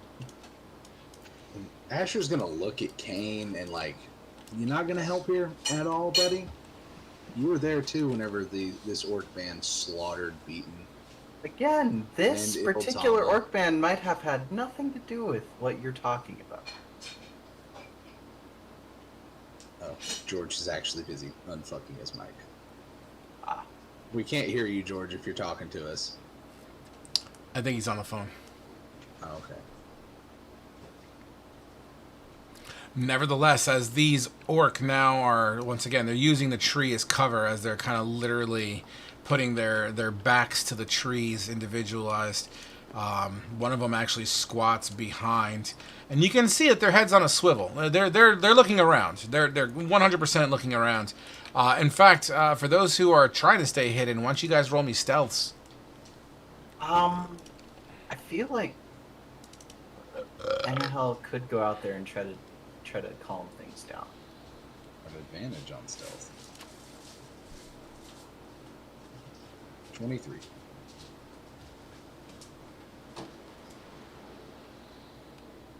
Frog, are you regretting giving me Boots of Elven Kind yet? Not at all.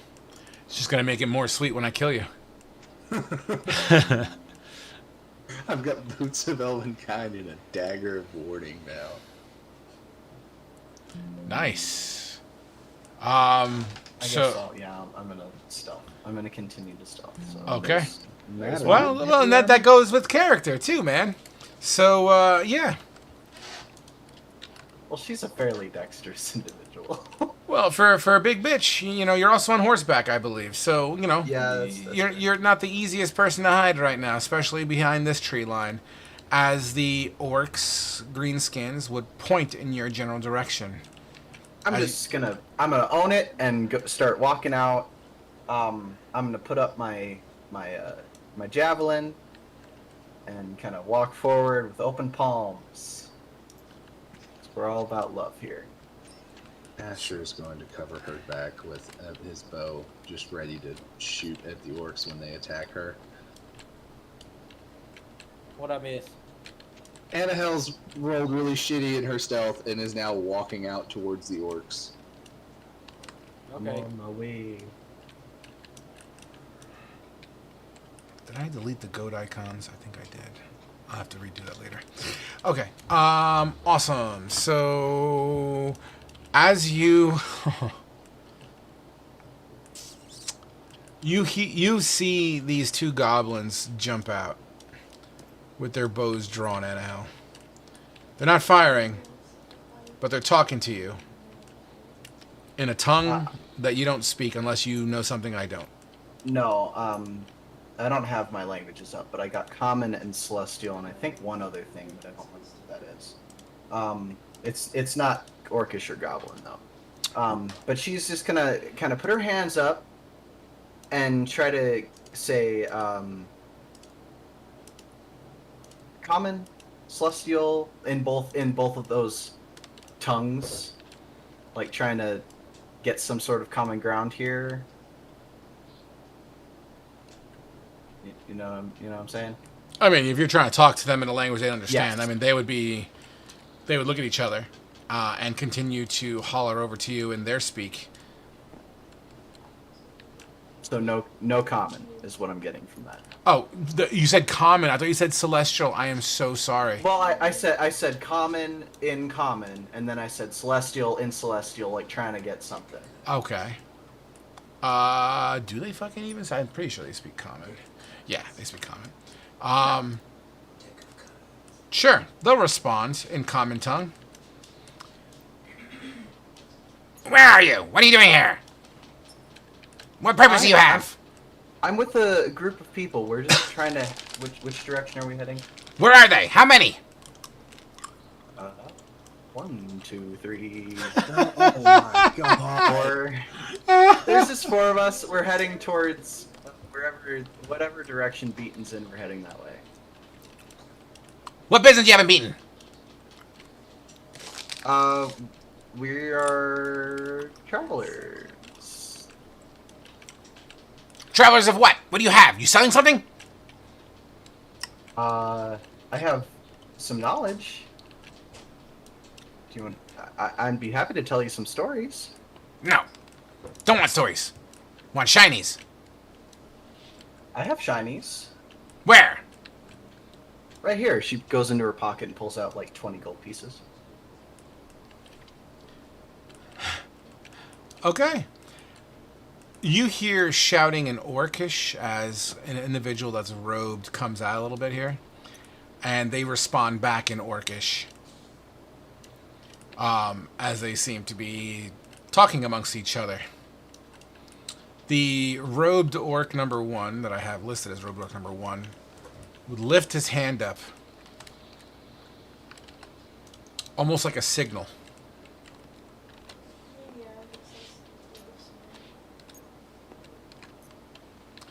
As a few more goblins pop out of the high grass, bows drawn in your direction. As well as a couple more orc make themselves visible as well.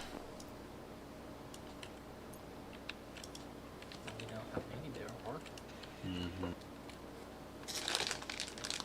I don't want to take cover behind that rock.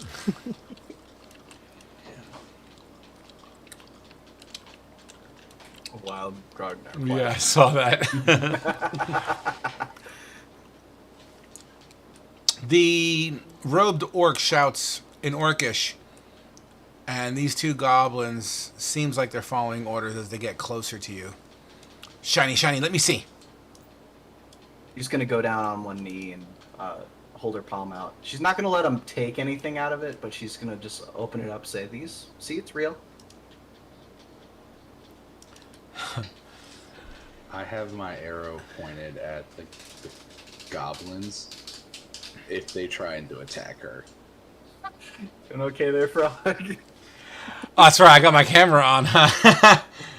I'm thinking. I'm trying to think if a goblin... Out of character. So here's my current situation. Would a goblin forgo orders and be like, ooh, shinies?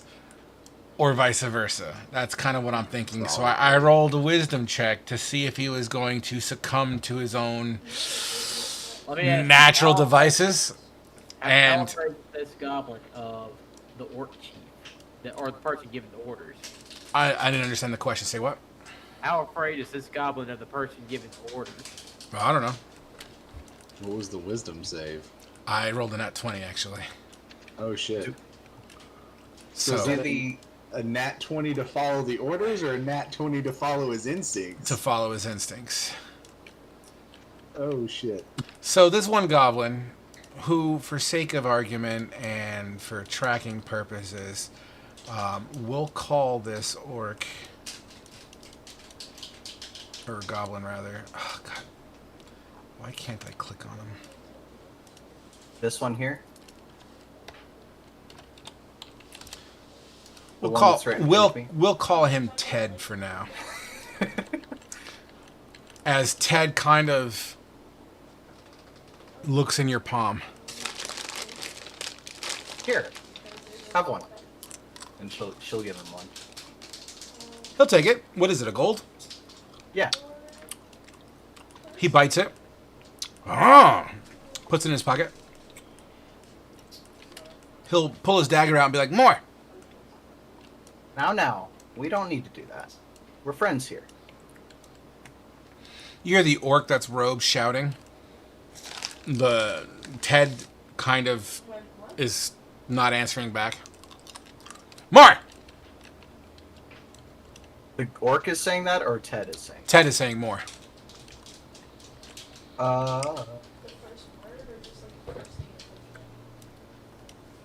I could reasonably say that there's been some movement, so let me just shuffle some shit around real quick randomly.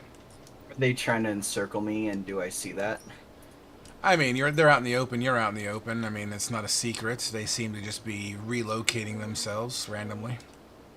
Can any of us move right now? Sure, you could take a round of movement. I'm okay with that. Thalia's gonna Mm, shift go herself in down those. into like In crisscross applesauce, and she's like, "How much more? Let's haggle." Do you know haggling? He'll open up his pouch and pull out like a bunch of dried bones and polished rocks. Put them in your palm. How many individual items are there? 5. She's gonna hold out 2 more for him. 2 more gold for him. He giggles. He seems to be quite chipper about this, surprisingly. As the other goblin, who rolled a 17, also pulls out his dagger. Me! So she's currently surrounded by 2 goblins with their daggers out. Correct. And let's say this goblin's name is Bill. Really, for all. She I love how he gave the goblin a name before we asked. I'm just trying to. She's gonna give that goblin 2 gold pieces. Do me a favor. Roll me a charisma check. Just a straight charisma, not a save. Just a straight charisma. I'm trying to figure out if Asher would shoot yet or not, because I did say if I saw the goblins be hostile. Wow, what a game D&D is, huh? I love it. I fucking love it. They... You hear the orc shouting louder, and he's actually stomping his feet at this point as he begins to move slightly closer as well.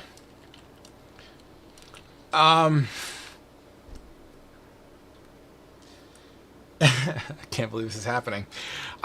So these goblins would turn around and they would kind of move away from him for a little bit, and they would draw long swords and they would pull them back, but they're not aiming them at you. They're actually aiming at the ground at the moment. Like, they're holding it. They're not aiming it at you. All the other ones that have bows seem to be aiming in your general direction.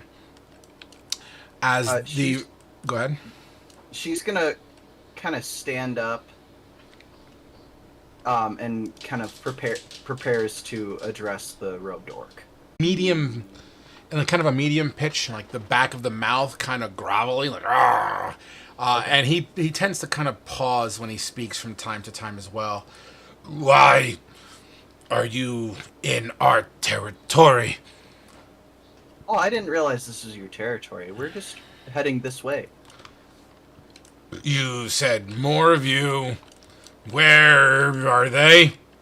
Oh, they're a few leagues back. I was just sent ahead to kind of look out. Scratches his head. Leagues? I don't remember how much a league is. League? Give me a sec, I can help you. Nautical, not nautical leagues. The United States League is 3 miles.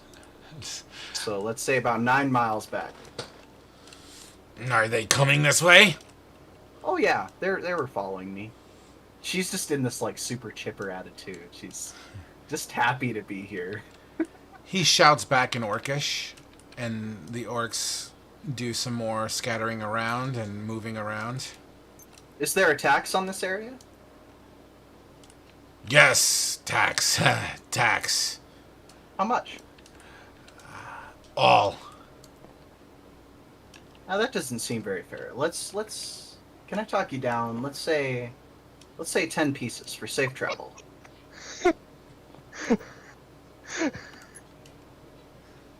Kane, are you within earshot? Half an earshot. I got both ears back. Oh, yeah. When do we step in? She's about to be surrounded. Let me get a perception check in there, see if I can hear it. If I may, No. we don't really know her. Do we really need to save her? I think she needs to have this as a learning experience on why you don't trust orcs and goblins. Wow, you are an asshole, aren't you? I'm sure. So as the Tough robed love. orc, Tough love. as the orc shouts in Orcish, Bill and Ted here obviously understand what this robed orc is saying as they point their bows towards the robed orc. Can I hold action? Oh. All right. Oh, we're adopting some Do I goblins. know that they're Bill and Ted? Say Do I know what? that do I know their names? No, you don't know their names, but out of character we do. I'm gonna call to them and say, no. It's okay. We can talk about this. Grognar, yes, you could place your token on the table here. I got you. You're in this general area. As Bill and Ted point their bows at the orc, you say that, but the orcs are definitely starting to kind of mingle amongst themselves, verbally yelling at each other. You start to see the robed orc making hand gestures, like trying to really put down his foot. Hey, Frog. Yeah. I have four goblin arrows. Can I knock one into my bow and hold an action to shoot the Oh no. the robed orc with a goblin arrow? I mean, you can do whatever you want. It's really funny because we're doing this. We're about to go into this fight, I think, and we got fucking Twilight music going on. That's why I just changed it. I couldn't do it. And So I right prepare now- a Eldritch Blast. Yes, you can prepare an Eldritch Blast. So- That's fine. Right now, the two goblins that were getting money from Anahel are pointing their bows at the robed orc, right? Correct.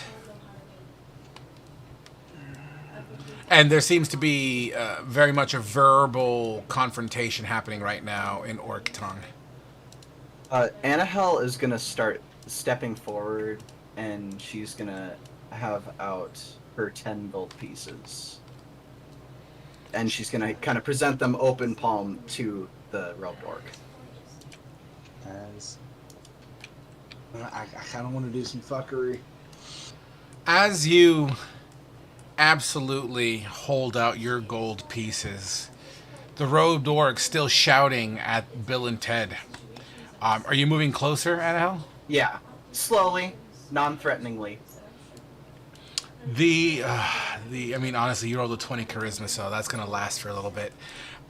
So as you move closer, the orcs put their hands on their hilts. They're not drawing their swords yet, but you also hear Bill and Ted shouting, and the other goblins are kind of looking back and forth, like, what do I do kind of situation, as they start to point their bows at the orcs. Inciting a rebellion. She's gonna try and calm everybody down. Hey, Frog. Yash. Can I cast Disguise Self on myself to turn into a goblin? Yeah, man, you can do whatever you want. Absolutely. But I'm gonna walk up to, I guess, Ted there, and I'm gonna say, kind of like lean down and say, "Can you tell your friends to I don't want to say calm down, but like I got you. we're trying to be nice here." So, Ted's holding his bow at the robed orc, and they're shouting amongst each other, and he's shouting at the other goblins. And as you bring your head down and whisper, let me roll for this. Get the fuck out of here. You startle Bill, or Ted, excuse me, Oh no. as he lets go of the arrow. Never mind. Okay. I literally rolled a 3, by the way. Damn. Oh my god. So, the arrow thunks into the robed orc right in its shoulder.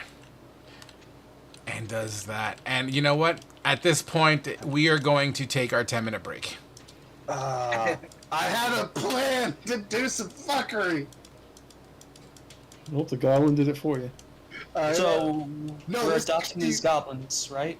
This actually works even better because it's gonna be great.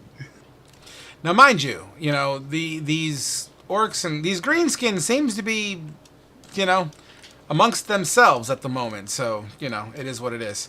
But let's take our 10-minute break, and we'll go from there. Did I understand what they were saying, by the way, when they were talking back and forth, the orcs? Yep. Towards the end? Yep. Dope. Has anyone played Borderlands Tiny Tina's D&D adventure stuff? Yeah. Not yet. Yeah. Bunkers and badasses. Thank you very much. Yeah, Bunkers and Badass. Sorry, I apologize. All I got going through my head is we're inciting the GTFO rebellion from that game.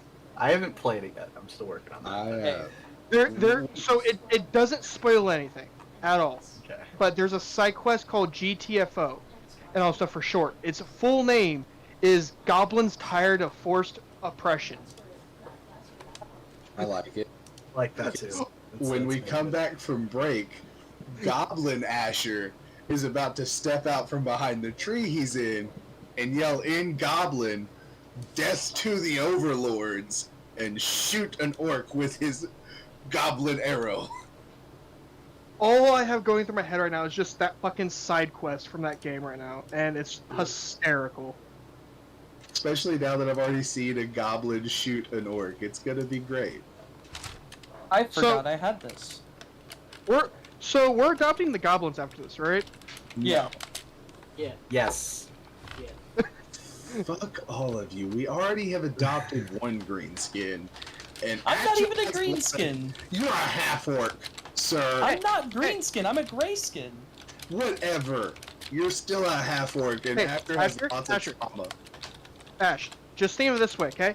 If we adopt the Gobos, it means we are now walking around with a small army. I still don't To like kill the goblins. orcs. As long as they help us kill orcs and you don't expect me to be friends with them. Oh, check general chat. That'll be you in about a month in this game. No, it won't. I saw that. Dad does But- not. Yeah, Dad doesn't. no, Yeah. I believe it. Matt, check your I teeth, believe it. Damn it. Quit Check making my a what? jelly sandwich. I sent you a message. Fuck you! I want my PBJs, damn it! Be fat later. Oh, I'll be fat now, damn it! Fine. I'm just having a smoothie that has protein powder in it. Now, do I want to put Tavish Zet in my Mind Flayer of the Shadow commander? That's where I The draw fuck You want to put are you what? talking about? He's talking about magic. Oh, okay. What a magical thing it is. I've never played Magic the Gathering. You should give it a try Don't. sometime if you can. It's either you don't like it and you will regret buying it, or One you're more gonna time, buy more. Ken. Put that up to the camera. I don't know anyone that plays it, so like I'd Yep. literally just be We have collecting. full art one. Nah, I've been I wanting to wouldn't do fucking that. build him. Full art foil. Keep it in your trade binder. I don't care about the foils only because like recently the foils are really shitty as far as like the quality of them. I have a and how theory. I have a fast they theory. bend. I have a theory about foils. I think they're still printing them for people who do like them, but they're trying to change. They're trying to introduce the etched foils and shit for the people who still want to bling their decks and shit, but also don't like the curling. That's my theory. No, it's kinda brilliant. Wizards has been sitting there and messing with how they've been printing their cards in the past couple of years with the foils specifically, trying to make it cheaper. Yeah, And and they've it's been causing open more with that. curling. Yeah, It's been causing curling to happen way worse. Like you're now opening packs and within a day the card goes from flat to a whole fucking arch. yeah. Well, that's what I'm saying. I think they're still printing foils for people who want them, but they're trying to do the etched foils because that's a good medium between completely foiling shit out and not having curling. I think it's kind of brilliant. Foils are fully foiled. I'd rather just have full art Curling cards over comes the Well, edge. yeah, they're making love- different I ways for you to love- enjoy blinging out your I deck. have some edge foils that Yeah. I absolutely love. I know, right? They're pretty good. I Like, like full art No, cards too. there's some foils that look fucking phenomenal foiled and all that. But it's just for me. It's like, oh, I just hate how they have the newer shit. No, I think it's a good way for them to cut costs while also trying to please the people who like bling. And they're still printing foils that are good quality. They're just in secret layers now. You don't open them in normal sets. The secret layers are having the pringling the worst. Like Are they people, really? like the secret layers are showing up to people's houses, and they're just completely already pringled. I was under the impression they were printing better on those. No, you'd be wrong, sir. Have you seen the new white artifact that got spoiled earlier today? Yeah. Yeah, fountain. People Yeah, are already sure. talking about it needing to get banned. It's like, no, it's fine.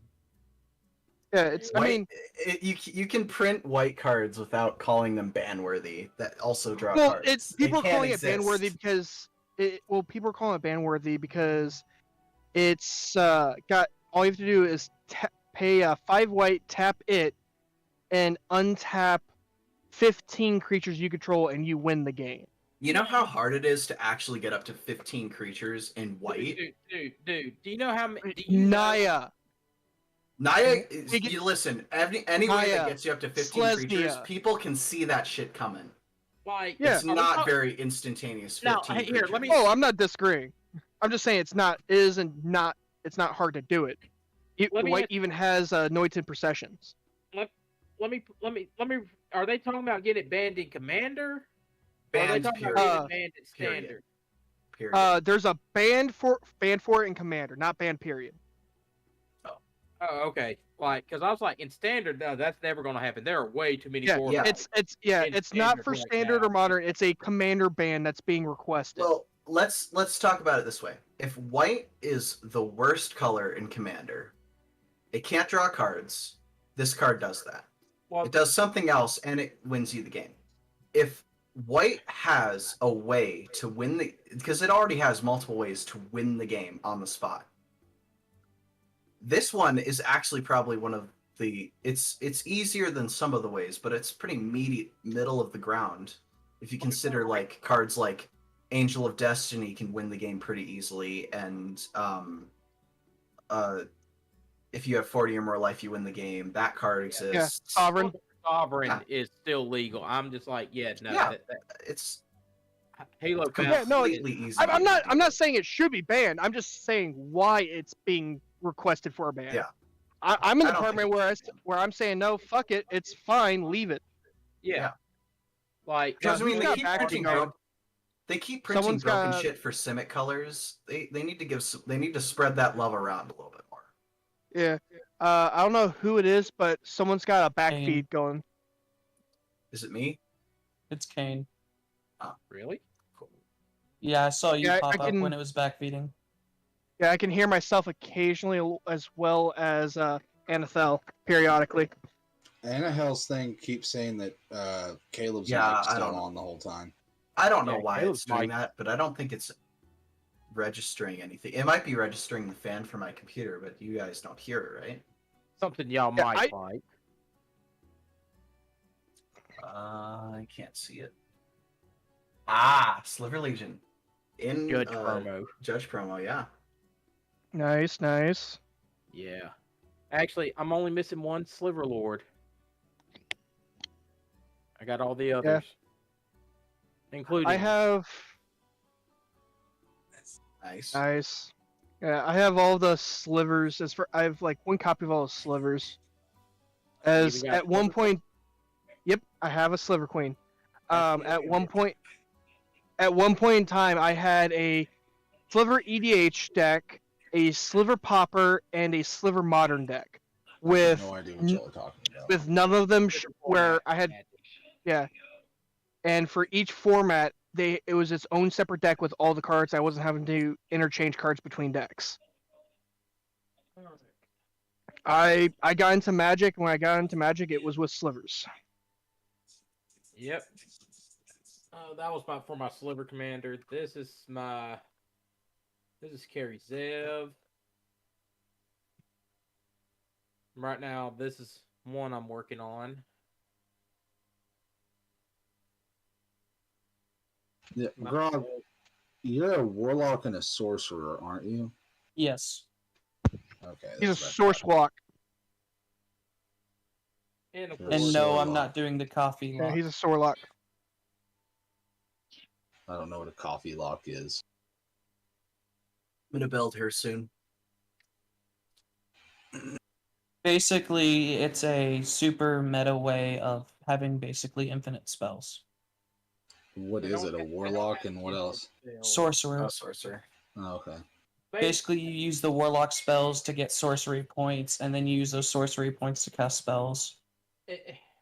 Huh, sounds like some fuckery. It's not It is. fun, and it's not.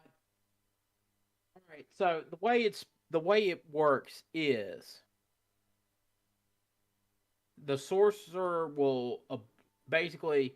It's honestly the actual build is meant designed to make it so you always have access to sorcery points. Hmm. When you take a short rest, you basically absorb your warlock spell slots because those come back on a short rest, and you have sorcery points. Now you can use those sorcery points to recover spell slots, but you're not really using. If you're playing your sorcerer right, you're not really using it for those. You're using it to get off your meta magic stuff to make your spells you're casting more powerful. Like Or shooting so off that two you can spells. so you can cast like 2 Eldritch Blast around. Or you turn a spell that targets one creature into make it target 2 creatures. Exactly. Okay. Yeah. All right. Yeah, there's that. Or my personal favorite, double fireball. You cannot double fireball. Why? You use it would be a 3 sorcery points, make it a bonus action, cast it, and then you use the second cast. You cannot cast 2 level spells in a turn. Yeah, only a spell and a leveled spell and a cantrip. Yep. As long as one's a bonus action. You So you can cast Fireball and Eldritch Blast. Yeah, you can cast Fireball and Eldritch Blast, but you cannot cast 2 fireballs. That is, you have to go back into the spell casting section of the book, and they explain that. That's where that rule is. We It's did also not. why, fighters. Can fighters cast a spell with action surge? They can, Why? but the spell limit to the round still applies. That's why they put it in the spell casting section and not under any specific. Yeah. So they could use their round to like bonus action, like an Eldritch Knight could cast a cantrip and then a spell and then bonus action get off all their attacks. Correct. Okay. Feasibly, yes.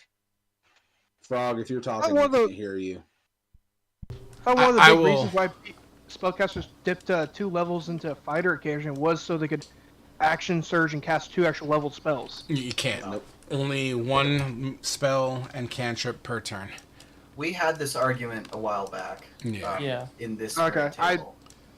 Okay. It's probably I before. was fighting for the stance that you're on, and then I went and looked it up and confirmed that you cannot actually do that. Yeah, and then by the way, for the sake of Eldritch Knights are concerned, in my opinion, Eldritch Knights are not offensive casters. In my opinion, I think they're better suited for utility defense, shields, keeping themselves alive kind of situation. But I digress. Nevertheless, so we left off at a moment where Ted shot his superior in the shoulder, which causes the robed orc hand to start glowing. Go ahead, Asher. I know you're just itching to throw in. Like a goblin. So right now, as soon as I see that happening, I want to step out from my tree, looking like a goblin, and yell, "Death to the orc overlords!" and shoot the orc with a goblin arrow. All right, which orc? The one with the. Would I get all 3 of my attacks? I mean, that's part of your class, so I don't see why that would be. I will put 1. I'll have to check for range real quick. Should have dared break. Hey, Dillinger, where do you want me to put you? I thought I was already with the party still. You got your mini. I guess, or you can control your Parking behind a tree. So, yeah, tuck me behind a tree. I will do 1 into the robed orc, and then 1 into this orc right here that bounced. Or one into the robe orc and 2 into that other one. And then I forget, what is it with the goblin arrows? They're just a minus to the damage, right? Yeah. The first one is a 15. And that was towards robed orc. Is this at disadvantage or regular hit? It should have been at normal. Okay. Go ahead and roll. Advantage from my stealth. Roll damage on that. -1. So 5 points of damage. Okay. And then a 17 for the other dude. Are you talking about this orc right here? Get back. Yeah, that one. Okay. I assume that hits. Yeah, you're squeaking it just past the rock. I'll give you the hit. And that is on an AC of, yeah, that would hit. That's 5 plus an extra D8 from Dread Ambush. So 11 points of damage so far. And 16 16 absolutely collides. for 12 points of damage. So that orc 11 points of damage plus 10. So 21 points of damage. So to that you're orc total. 2 shots. One lands in its side, the other one lands on its throat.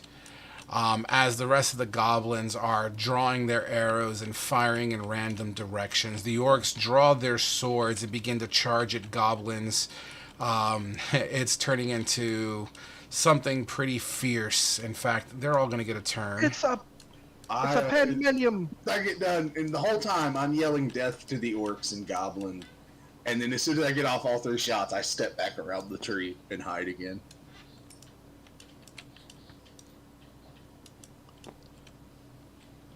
All right, so. Can I make my attacks? Sure, go ahead and make your attacks. I've been waiting to do this since I got goblin arrows. Roll your 3d6 for the crit fail. A 9.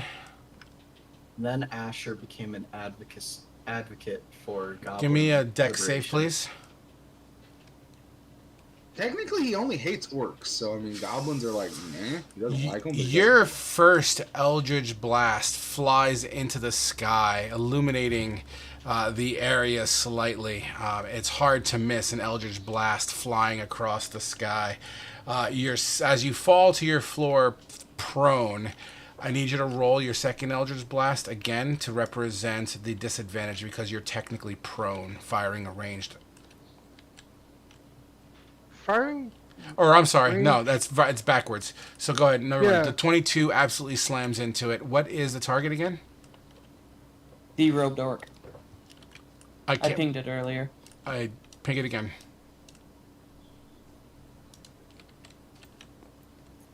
That guy. Okay. Robed orc. Okay, gotcha. Fantastic. Go ahead, roll your damage. 4. Got it. All right, guys. So, anyhow, you see all this commotion going on, and as an Eldritch Blast slams into this robed orc, you then hear, or rather, you would see the robed orc point in the Eldritch Blast direction. He starts shouting in Orcish. Grognar, you would hear the comments being spoken out. It's just a trick. It's an ambush. And they all go into initiative. Yep. So we all roll initiative? Absolutely. And I got to go ahead and get my shit going here. I get advantage on initiative now. Why do you get what changed? I attuned to the Dagger of Warning. It gives me advantage. So I rolled a nat 1. I get to roll again. For a 12. So I'm just going to roll one creature type each, and then they'll just all go simultaneously for sake of time. A lot of orcs to go simultaneously.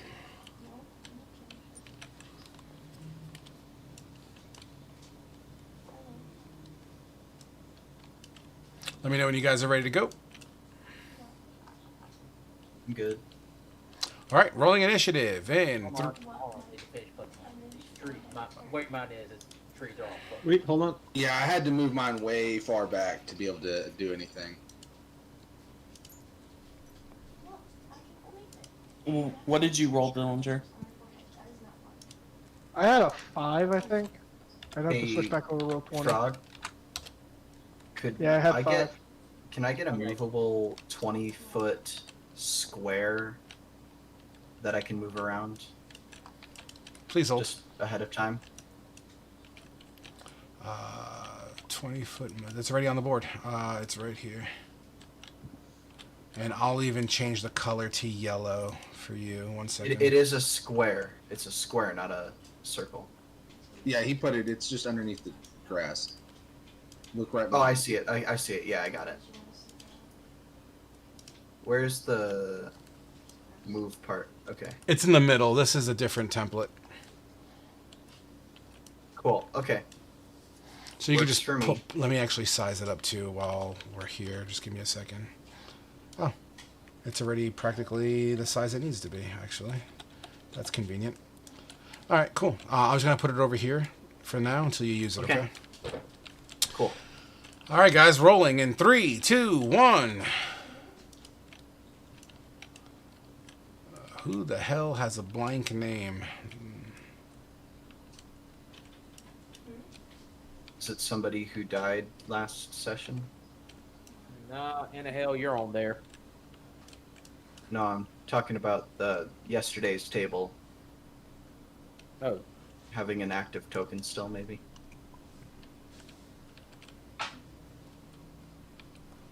Strange. I don't see anyone without a name.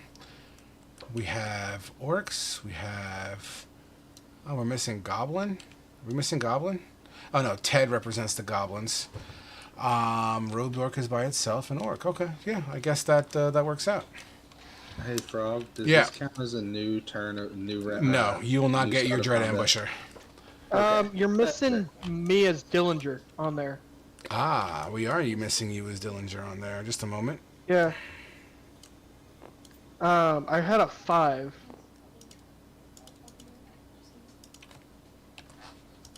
I'm currently trying to connect. It just keeps timing me out. Yeah, I see that. Just time in. If only it were that simple. I now understand Fedofin's pain.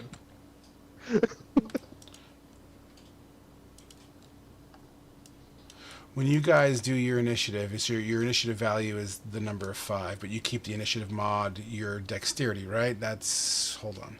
What's your Yeah. initiative mod? Yes. 2. Mine is 2. those Oh, I mine. see what you're doing. Never mind. Duh.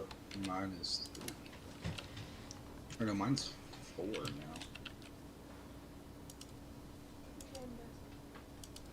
All right. Well, Dillinger, you should be having a 7 right now, so it doesn't matter. It doesn't change your location on the fucking meter anyway. All right, cool. Oh So, no. With my 2, I got a 5. Oh, That's what I was well, saying. doesn't fucking matter. It still puts you in the same spot. All right, cool. So, we'll start off with the goblins.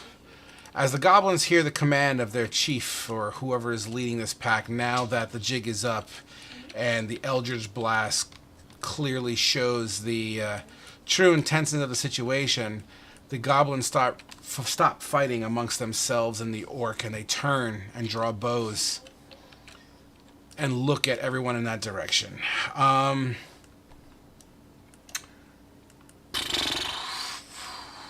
2, 3. How many goblins do I got on the board? 1, 2, 3, 4, 5. Wait, 1, 2, 3, 4, 5 that are not Bill and Ted. Would they be confused considering an orc shot it?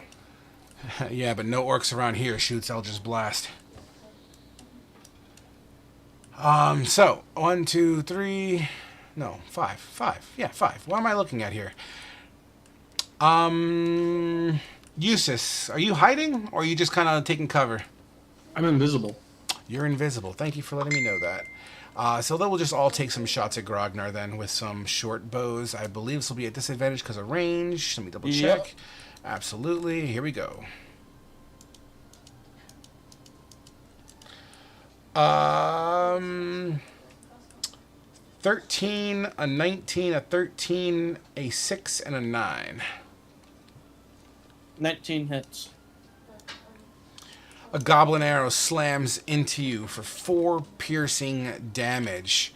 As in this tall grass, each one of these goblins duck below it, virtually becoming invisible.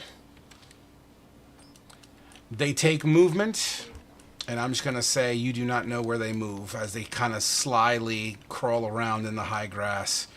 Next up would be the robed orc. By the way, new soundtrack. What do you guys think? This is a pretty bomb song. I like it. I think I know where you pulled it from. If it's from It's Two YouTube. Steps from Hell. Yeah. Yeah. Two Steps from Hell has some pretty fucking banger epic music. They sure and fuck do. I love Two Steps from Hell. Well, they normally make music for movie trailers. So. Yeah. They also have a hard rock side too, which is funny. Yeah. Yeah. Them and Trans-Siberian Orchestra are phenomenal.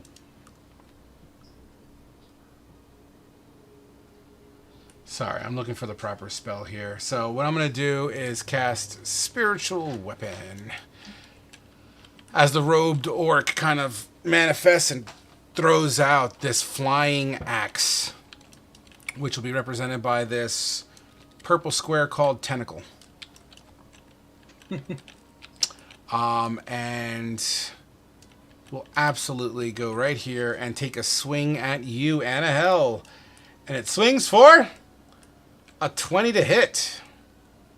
20 does hit.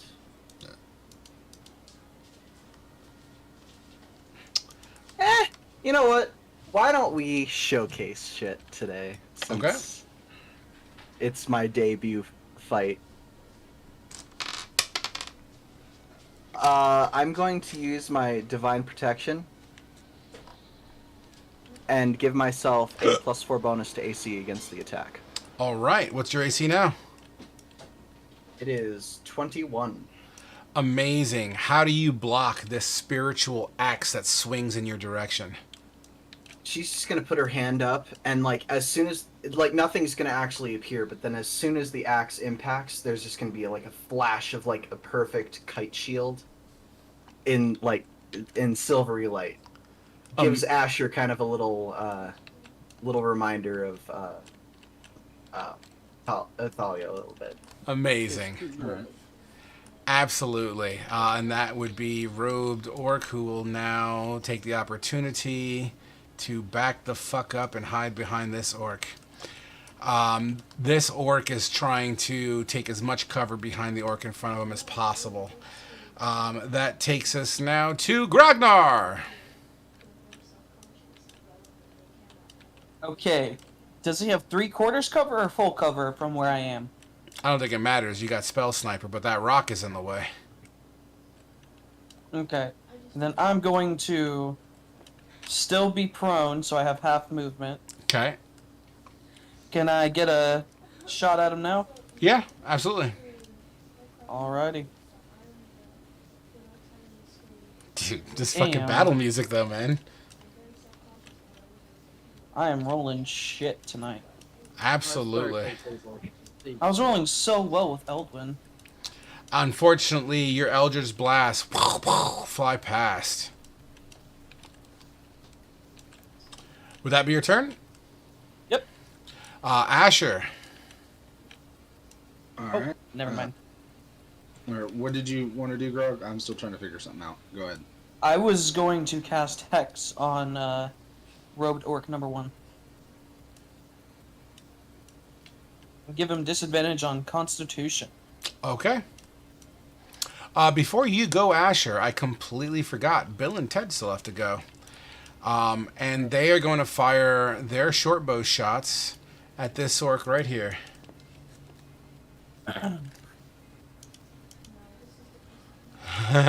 They actually both hit. That orc just feels the impact, boom, boom, as he shoots him twice. This orc is not digging it one bit as he pulls out a great axe and starts looking at Ted. This orc is hurting pretty decently. Now it's your turn, Ash. I'm gonna drop disguise self, as I can just do that for free, I think. Yep. And then I'm going to first cast Hail of Thorns, and I will link that. Just first level, and then step out from behind the tree I'm at.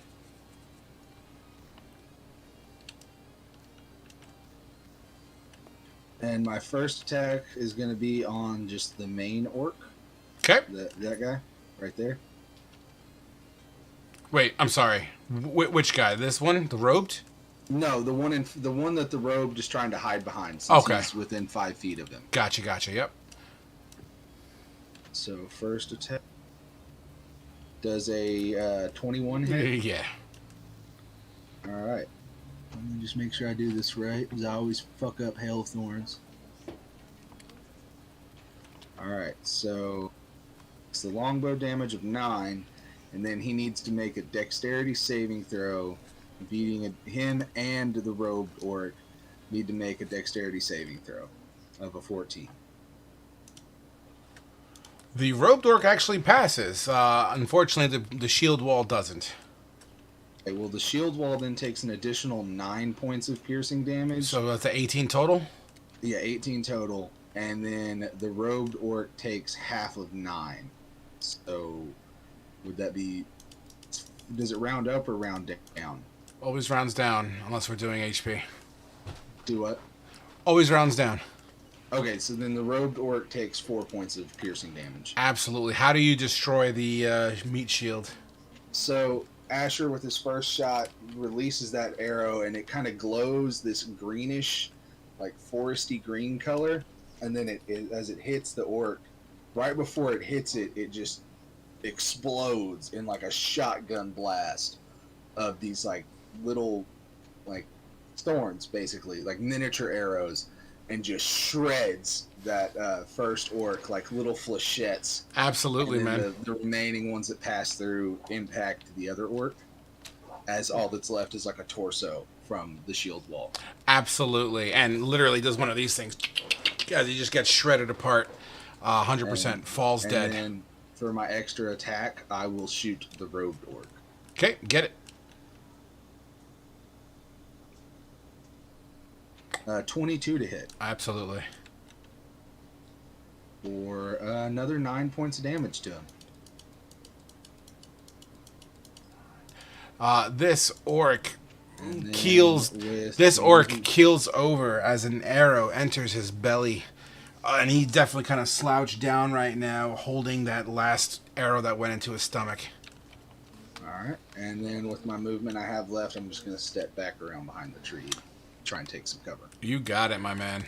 That takes us now to Kane. Kane's gonna use a bonus action to drink his potion of strength. And then he's just gonna go out there. I was expecting there to be a number counter there and it was. It's there, it's just under the hidden in the grass. grass. Let me get rid of some grass here for you. Hold on. Or you could just count squares too. That's a thing. Yeah. Yeah, but you've spoiled this frog. No, I need to get in position where I can count squares. I'm behind the tree, so.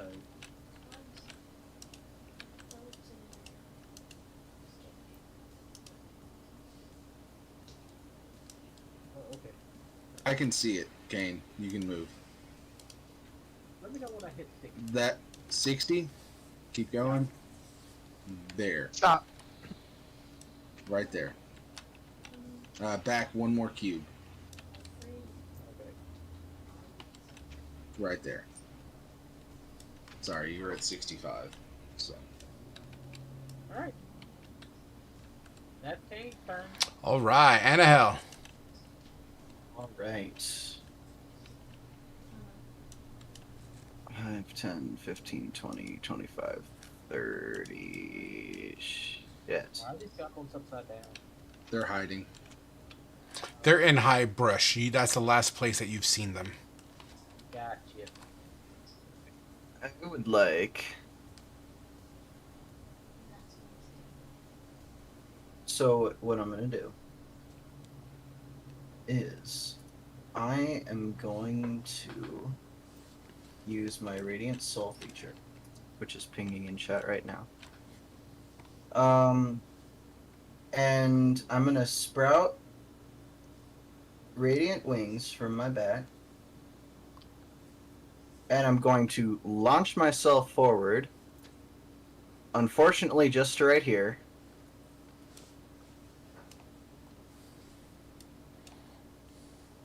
And kind of like fly up on it and kind of raise myself up maybe like 5 feet above the ground, just to get like a commanding view down on this robed orc. And then we're going to cast. Nope, not that.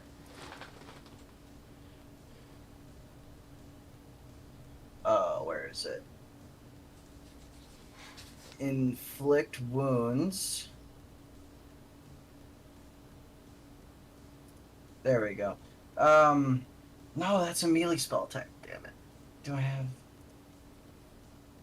Always do guiding bolt. Hold on.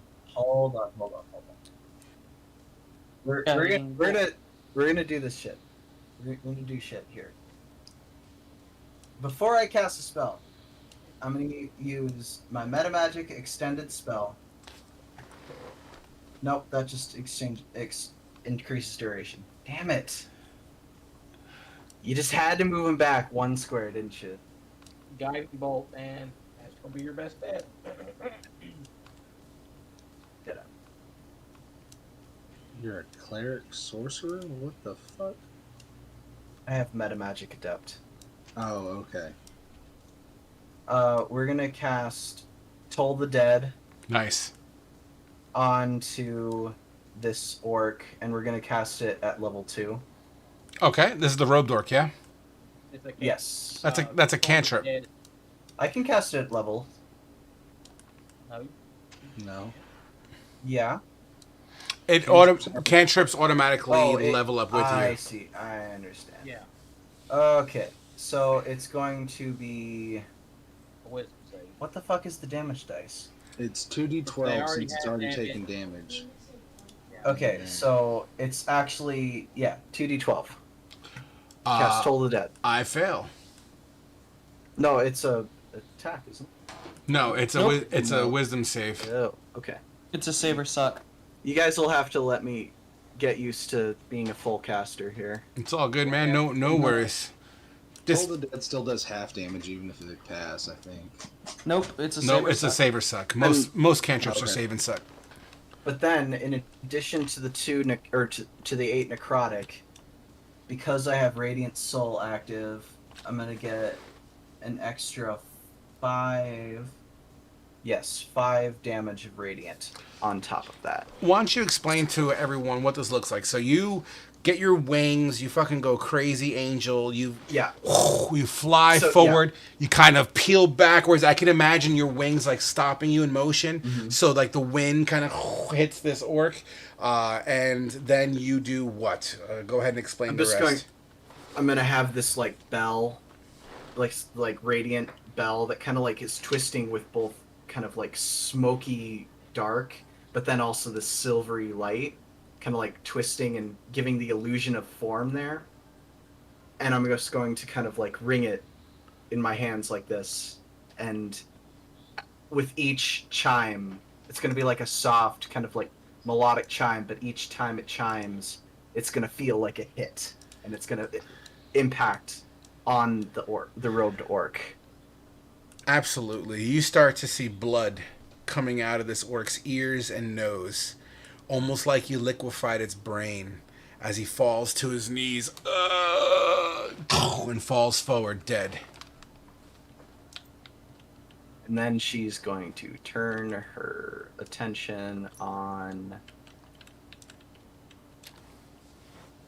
I guess, this one right here within the pack of goblins or whatever. Actually, because you're hovering in the air, you would actually see the location of these goblins. So let me go ahead and move them because they did move on their turn. Okay.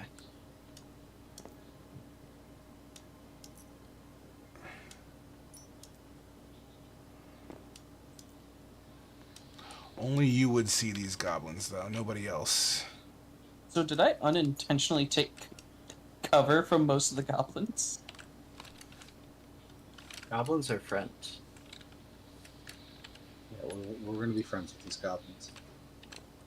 Well, these goblins are shooting at you, but Bill and Ted seem to be all about Annahel right now. Would that be your turn, Annahel? Yeah. All right, Dill, you're up. Yep. Shit, tabletop. There it goes. Alright. Let's see here.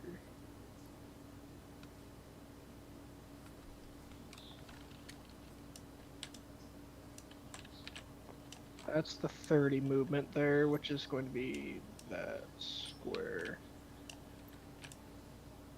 There's my 30 movements. And then... How high in the air are you hovering right now? Because I'm imagining that you're still flying. Just 5 feet. Just Okay. 5 feet above the ground. Oh, I was talking to Dillinger. He flies too. Oh, gotcha. yeah. I actually can fly. Shots fired. My wings are better than your wings. Would the purple thing go away, by the way? It is now, yeah.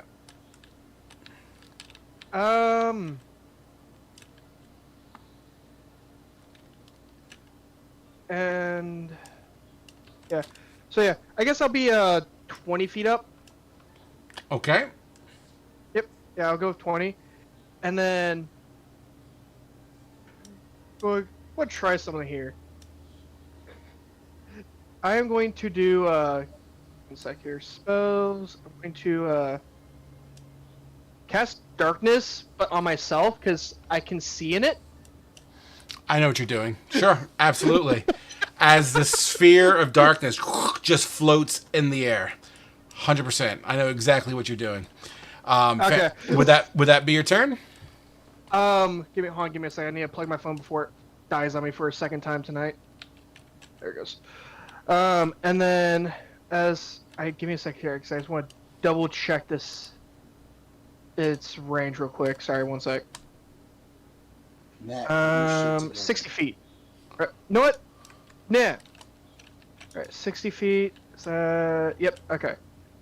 So, I'm going, by the orc over here, red, I'm going to do the Tentacles of the Deep summon, and summon a little tentacle by it. And then, as I get to do that as a bonus action, I believe. If I recall Okay. correctly. Yeah. Yes, bonus action. Yeah, as a bonus action, yep. Yeah, so as a bonus action, summon it, and as it comes in, it would take a swipe at him. Get it. 13, I'm doubting. Actually, it just makes it. As your Alright. tentacle kind of goes and thwips it. Okay, for 8 cold.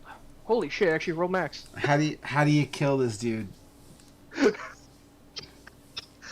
Well, so the tentacle comes up and just swipes him out from under his feet, and he just falls, and it's the head goes as his body lands on top of it. Kind of thing. Awesome. He falls dead. Would that be your turn? Yep, that's all she wrote. As there's now just a giant sphere of darkness in the sky. At your height, you'll be able to see these goblins moving around in the high grass at your angle, just so you're aware. Everyone that's on ground level wouldn't see them, unfortunately. All right, so that takes us to orcs. Orcs are next. Orcs are... Go ahead. I was going to just ask would I have time at all to just yell gobs in the grass to the right? Yeah, absolutely. Okay. Gobs! Grass to the right! Orcs. What? Run into the darkness! Gobs of what? Orcs are up, and one orc charges with a rebel yell "Rah!" towards Kane. The other one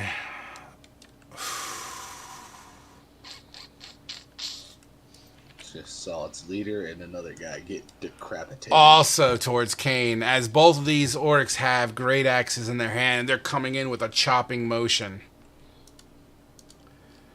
An 18 and a 22. Both hit. We need to get you a shield, King. The first kind of slams on you as your clavicle stops it from entering the rest of your body, but hits you. Ow, that fucking hurt. But hits you pretty hard for 9 slashing damage. The second one clips you on your left side, like swinging a baseball bat, and your armor takes 5 points of slashing damage. And that takes care of those two. I think those are the only orcs that are alive. That is. Eustace, you're up.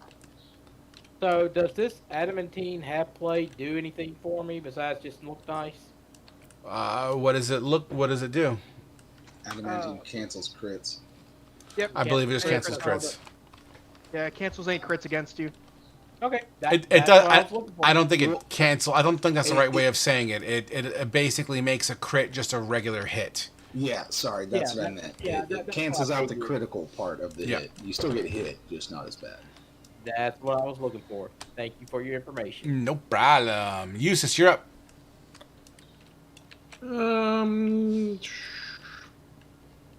I like how you hit all these Fireball things thing. once you realize I was about to end this match in like 3 seconds.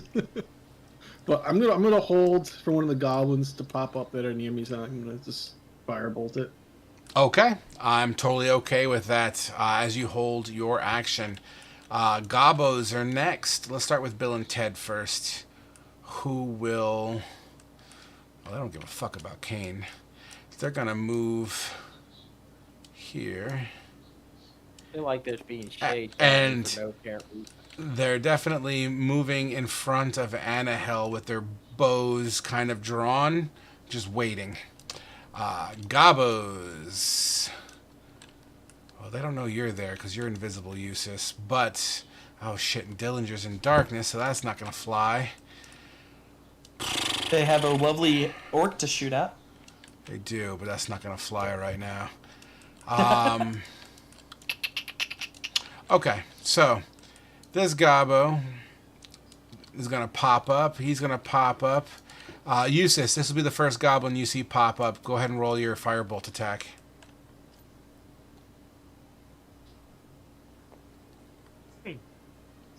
I'm sure it's in range. Yep. Yeah, firebolt's like 150 yards or meters or some shit like that. It's 120 120 feet. 120 feet. There you go. Yeah. Oh my! it's 23 Oh for my 13 damage. God! How do you fucking destroy this itty bitty goblin?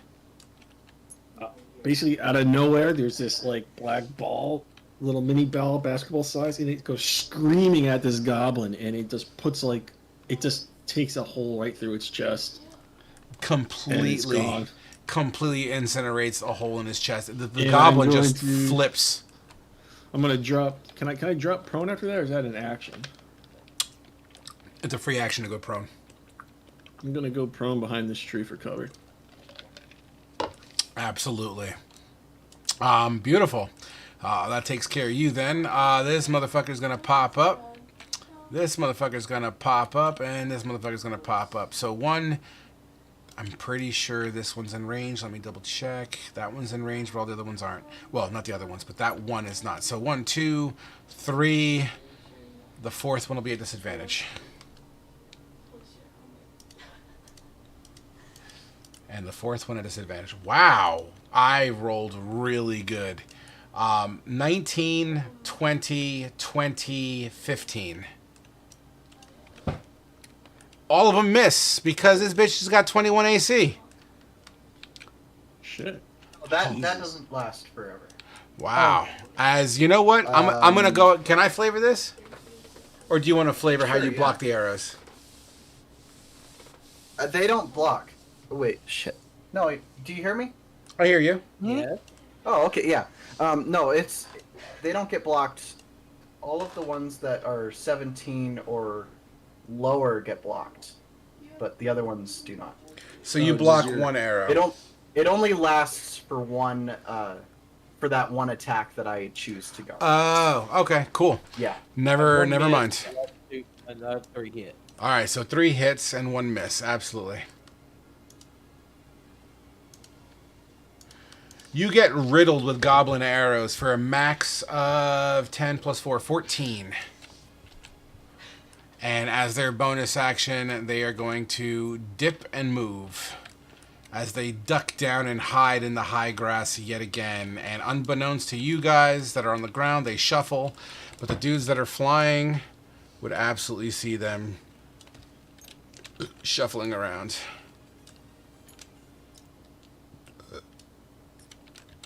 All right, Gragnar. So I'm gonna stand up for half my movement. And then 5, 10, 15. And then Misty Step as a bonus action. 5, 10, 20, 25, 30. How high are you up in Dillinger? 20 feet. 20 feet? Okay, then I could step. And I'm going to Eldritch Blast the orc. This orc. Okay, get it.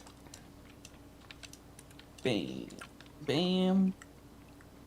Ignore the necrotic damage. That's all right. Both hit for a grand total of 14. Oh, you smash this creature wicked hard. He's barely holding on as your force damage just rattled him to the core. Uni, believer of the liar. In Orcish. All right. Would that be your turn? Yep. Asher. All right, Asher is going to step out from behind his tree. Right here. And destroy And everything. I'm going to shoot that orc Get it. with me longbow. Oh shit, a nat 1. Not today. Was it 3d6? Yes, sir. I got to find a new crit table. Change it up a little bit. 9. Oh, give me a dex save. Same as the other one. 21. Nice. You slip but catch your footing, so it just results in a miss. Okay. And then I'll follow up with an extra attack into the same one. Get it. 14 to hit. That one will slide into underneath his armor. As you hear a thud, your arrow connects. I'm going to re-roll the damage with my piercer feat. Get it. 11 points of damage.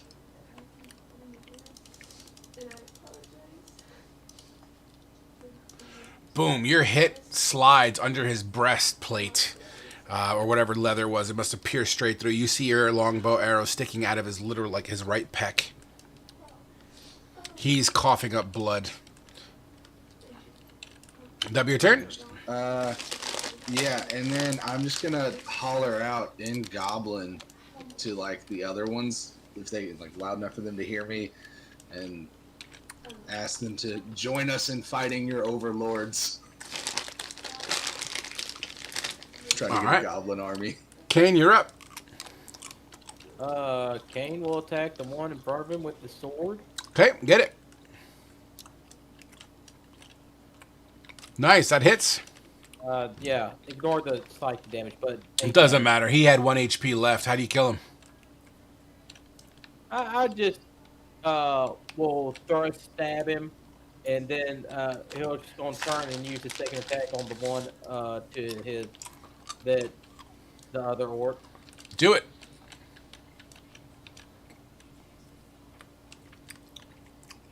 Oh my god. 21. How do you destroy him? So what you see is then you see him stab the other orc, then swing around and slice the other orc's head off. Boom. You double tap, man. Boom. Both these orcs fall to the ground. Would that be your turn? He's gonna kind of just move up towards here. All right. And how? Alright, she is going to fly 2 feet this way, or sorry, 10 feet that way, and 20 feet up, Got it. and she is going to see this goblin right here. I don't know if you can see it. This one. Yep.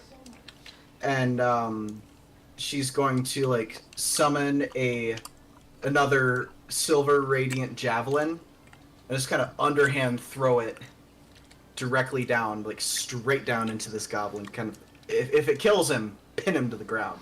I will let you know. Well, is this a range attack, right? Because remember, Yeah. he is prone in the grass, hiding. So Yeah. this will be a disadvantage Oh. attack. Even if I'm up above. Yeah, I mean, as far as rules is written, he's on the ground prone. It reduces your target Okay. capacity. Fine, that's fine. So I mean, it's a. You can still do it. I mean, it's I nothing. can see. Yeah, it's a saving throw. So. Oh well, what the fuck? I thought it was a range attack. It is, well, yeah, it is ranged, but it's not like. I don't Oh, have Sacred to- Flame? Sacred Flame? Yeah, Oh, just say that. That's different. yeah, it's Sacred Flame. I said that. No, you said a spectral javelin. Oh, I'm sorry. I meant to prelude that with saying it's Sacred Flame. It looks like this. I believe it's a dex save, right?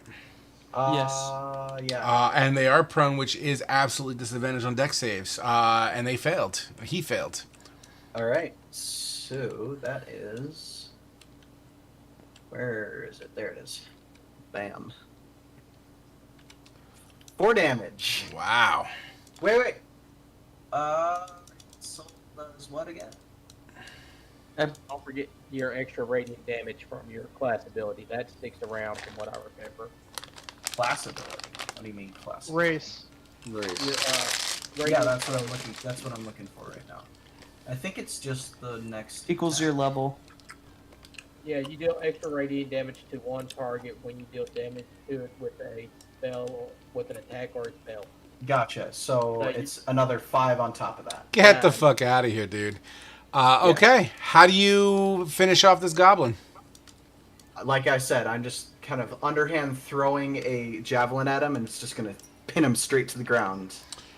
You do so, and as you pin him to the ground, his body starts to char in radiant light from the center, and it kind of grows out to his appendages, and he's like, ah! And when it gets up to like his throat, the sounds just stop as there's no air pushing through anymore. He just basically gets cremated. All right, and that's my turn. Amazing. Dillinger. Yep. He's going to kind of come over this way, and then it'd be this guy over here. He's going to be popping a shot Get it. at. Are you popping off? Maybe. Let's see. That's a hit, 100%. 1 sec. Put him down. Put him down.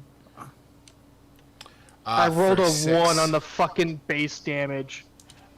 Tell you what, you hear this goblin howl in excruciating pain. He doesn't look like he's in good shape. In fact, he kind of goes to his knees real quick, and you realize that your arrow not only went in through his chest, but you see the tip of your arrow sticking out of his back. He's still moving, though. He's still alive. Okay. And then I guess since it's a crossbow, I have to spend the rest of that action to reload it. So I don't have the feet. So that would be it. You got it. That takes care of you. Orcs are dead. Eustace. I'll be doing the same thing I did last time. All Just right. waiting for Well- when I can see a goblin. Well, there is a goblin. Basically, he went on his knees, which took him out of the high grass a little bit. So you see, like, the top of his head. Oh, okay. If I shoot, will I have disadvantage, or can I just... Nah, I'll give it to you.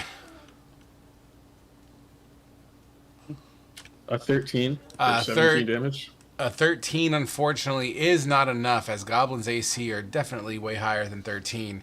Your firebolt flies into the water behind him, and it sizzles and splashes. Well, that's the end of my turn. All right, that takes us to the Gobos. Dillinger, you flew out of your darkness circle, right? No, I have it casted on him. Gotcha. Yeah, I had it casted it on him so it moves with him as he moves. Martha Faulkner. Eustace, you're no longer invisible, right? But you're behind cover? Correct.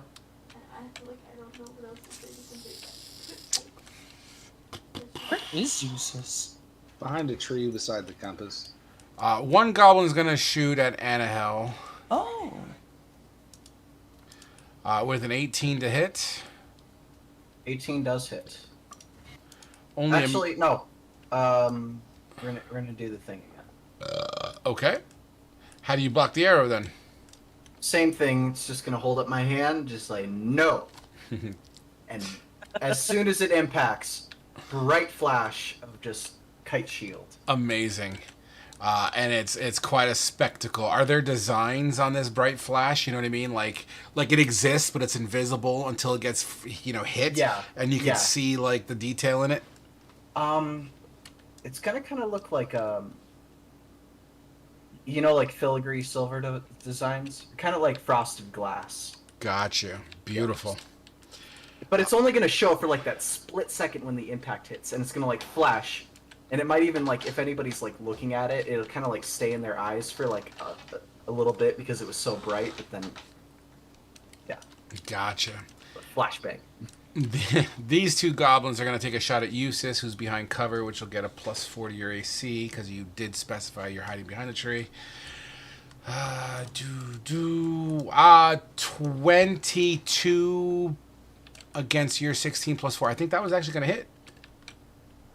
Yeah, let it hit. 4 piercing clips through the bark of the tree, and it just kind of grazes through your shoulder for 4 piercing. These goblins, yet again, are going to dive into the ground and fucking haul ass. Regular movement first. Oh, regular movement. Let's just say here. And then they're going to fucking bonus movement hide and fucking get the hell out of dodge.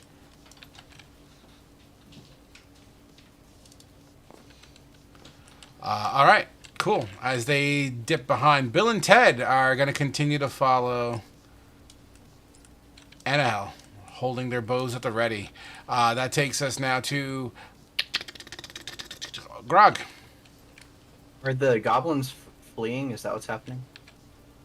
Is that 60? That's a great question. I could tell you in a second. That was 75 where you were at. Go back one. There you go. That's 60 right there. So I saw them dashing. Because they hit after. If you position your camera straight above, completely perpendicular to the ground, you can see through the grass. Bonus action, Misty Step. Okay. I'd be right here. Okay. They're running. Just- Let them. Sorry, I want to take a second to like shout something. It's like they're running. Let them run. They yield. Oh. Don't worry. The goblin you Misty step towards, he's trying to stay under the grass to the best of his ability, but because of his injuries, good night. Because of his injuries, he's kind of like limping through the grass. Okay, axe and shield are out, by the way. Hence my 19 AC. I'm sorry? I draw my axe. Okay, gotcha.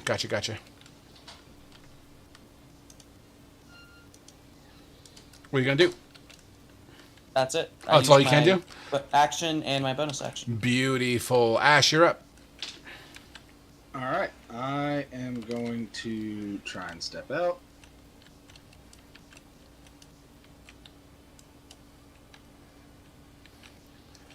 You going to try to Hail Mary this?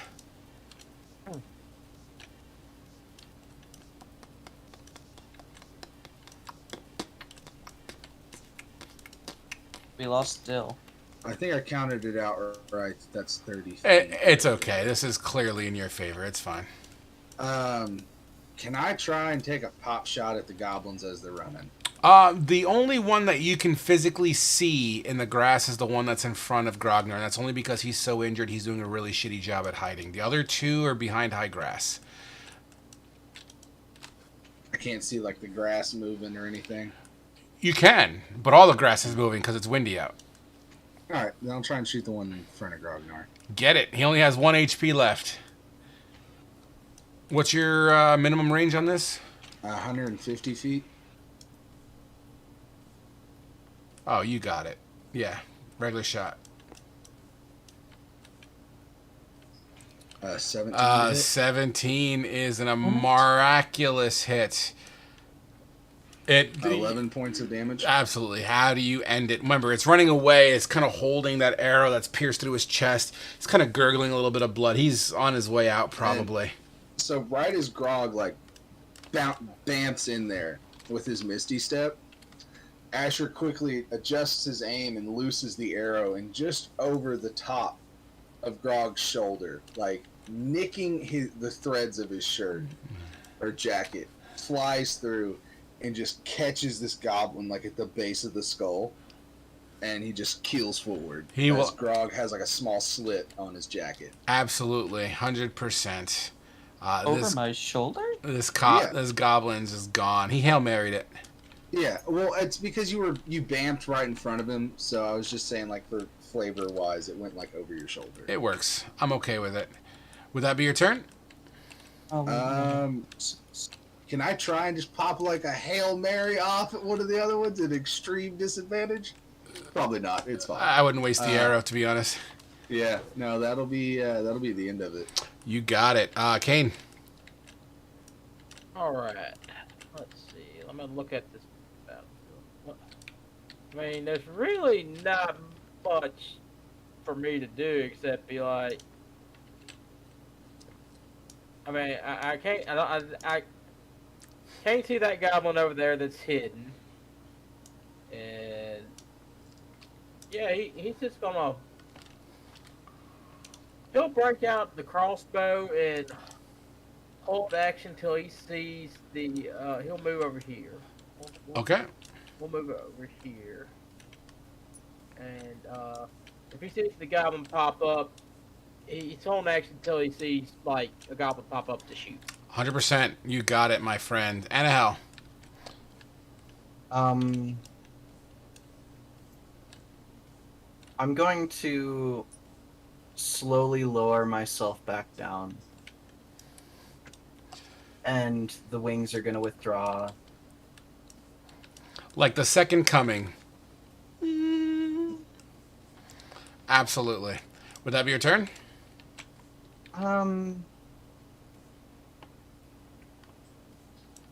Yeah. For right now. You got it. Dillinger. Frog's really Alright, digging the music. Yeah. Sorry. I guess I'll just take a shot off at the closest gob. Yeah. No, you're not. Not The closest one. enemy goblin. All right. Because you're 20 feet high, you would have the angle to see the movement within the high grass, so I will give you that free shot. Okay. Ash, can you do that roll for me, please? Sure. Do I still have access to him, Frog? Yeah, I didn't change anything. Okay. Yeah. Sorry, my end took a shit. You're good. I'm pulling it up now. So just what am I rolling? It should be the crossbow. It's going to be the only thing that has like a +8 to hit. Okay, the light crossbow. Got it. Unfortunately, an 11. an 11 doesn't do it as your bolt just disappears in high grass. Do you have extra attack or anything? It's a crossbow. I'd have to reload it. So okay. I can't. I'll just spend the rest of my action to reload. And then I guess I'll move 30 feet closer to it in the air, still keeping that 20 feet height with the darkness on me. I'll move you. That way I can at least keep sight on it. Grognar, can you do me a favor? Can you roll me a perception check real quick? I can indeed. Yeah, I'm just being proactive here to make the combat go faster. Okay. Dillinger, can you see the tabletop? Yeah, someone's streaming for me.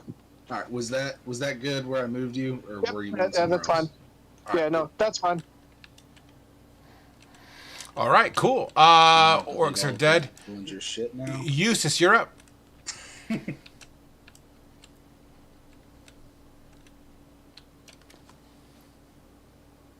I'm just gonna move here, and I'm gonna hold action for a goblin that becomes visible. All right, you got it, my friend. Which takes us to the top of the round. Bill and Ted draw their bows. They see an orc on the battlefield as they take shots. Where is that? Grognar. Grognar. Oh, can I react and just kind of put my hands on their shoulders? Sure. Why don't you give me a charisma check? Actually, no, fuck you. Persuasion. Okay. Ooh. They attack more vehemently. As you went to put your hands on them, they just loosed the arrow before you made contact. So even though you touch them to say it's okay, the arrows are already in flight. A 17 and a 20. 17 misses, and I'll just let the 20 hit. You got it for 4 piercing damage as you just feel, and you see a goblin make arrow shaft just sticking out of your shoulder, stuck in your armor. I already proactively rolled these goblins in stealth as they continue to move out in high grass. Unfortunately, you don't see them, Grognar. So as far as you guys are concerned, these motherfuckers are not visible at the moment. Which would take us to Grognar. I mean, you already, you don't see them based on your roll, but you still can technically take an action if you wish, or what have you. He'll just kind of snort and just walk over. Sorry for the delay. I apologize for not hitting my shots and for not being able to capture one to interrogate.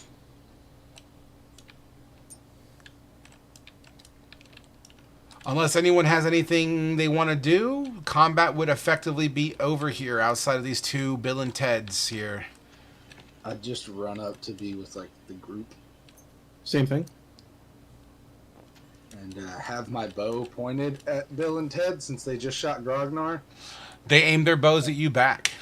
And I'm gonna step between you guys. God damn it. Can you control your pets? They're not pets. You just need to earn their trust. It's not hard. Oh, I'm pushing on you. I just realized that. Bill and Ted are actually going to like literally use you as line of sight and kind of like they have their bows, but they're kind of like, they're little shitty little goblin short bows, but they're kind of like between your legs because you be a tall bitch, between your legs aiming at Asher. In Goblin, I tell them to drop their bows and that I'll lower mine. I'm gonna turn around and go to my knees, kind of in front of them, and say, "You're free now. You can go and do your own thing." In common, they would respond back. Shinies. You want shinies, and then you'll go and do your own thing? They look at each other. And they kind of both give themselves that head nod. Shinies, we protect. Alright, I'm gonna give them each 5 gold pieces. They are ecstatic. Make sure you're deducting all this gold from your reservoir. Yes, I am. As you give 5 each additional, Yeah. they sling their bows on their back, and they literally are attached to your fucking feet right now.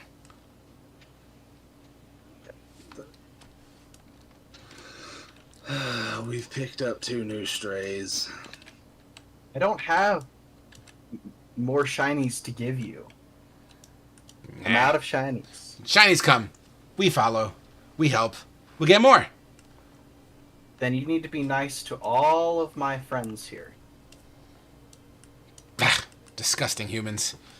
Half-orcs. Pitiful creatures. Asher just tells them to go fuck themselves. If you won't be nice, you won't get any more of the shinies we pick up.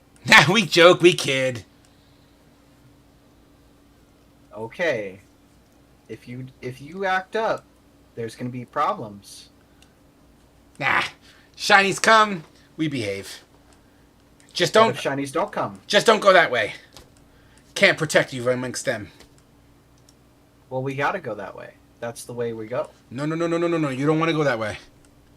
I don't Why want not? to go that way. No. The boss is over there. You don't want to go there. Boss is mean. Boss will hurt you.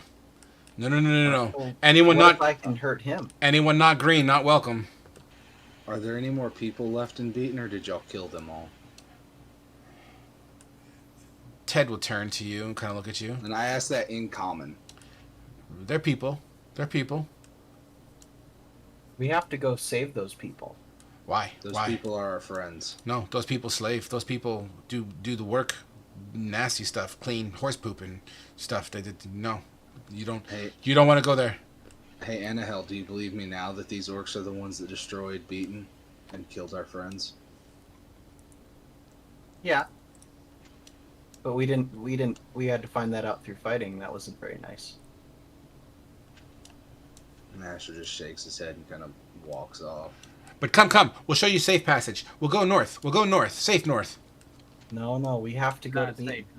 north. We're- Trust us. We just Yeah. came from north. You are both welcome to go north or go wherever you want to go. But we have to go to Beaton. We have nowhere to go. Home west. You pay for us. We save. We protect. More shinies tomorrow, and you don't want to go that way. So we protect. We protect. We do want to go that way. No. We protect. We protect. You don't go that way. You can protect me while I go that way. No. No one challenges the boss. Bad idea. Little ones, how about this? You go to camp and tell them we went north. They'll send party after us, not? Or correct? Because we killed a shaman. The goblins that survived and ran will tell the rest of them that these two fought with us. They would be killed as soon as they were saw in town.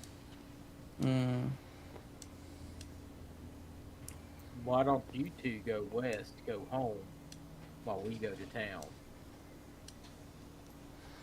Town is home. Duh. Yeah. Is the boss still the one that rides the owlbear? You know him. We fought him before. You did? When? How long? A while back, whenever y'all first attacked the town. Oh. That's when we took girl in the stockades. Threw her in the cellar. Is she still alive? Yes. Magic user. Right? Yes. Yes, she got collar now. No more magic. We're going to Beaton. Yep. Y'all can follow or not. I'm at least going to Beaton. It's I'm going it's with boss it's boss's prized possession. Be Yeah, careful. The boss is gonna die. Not my boss no more. We got new boss. Shinies.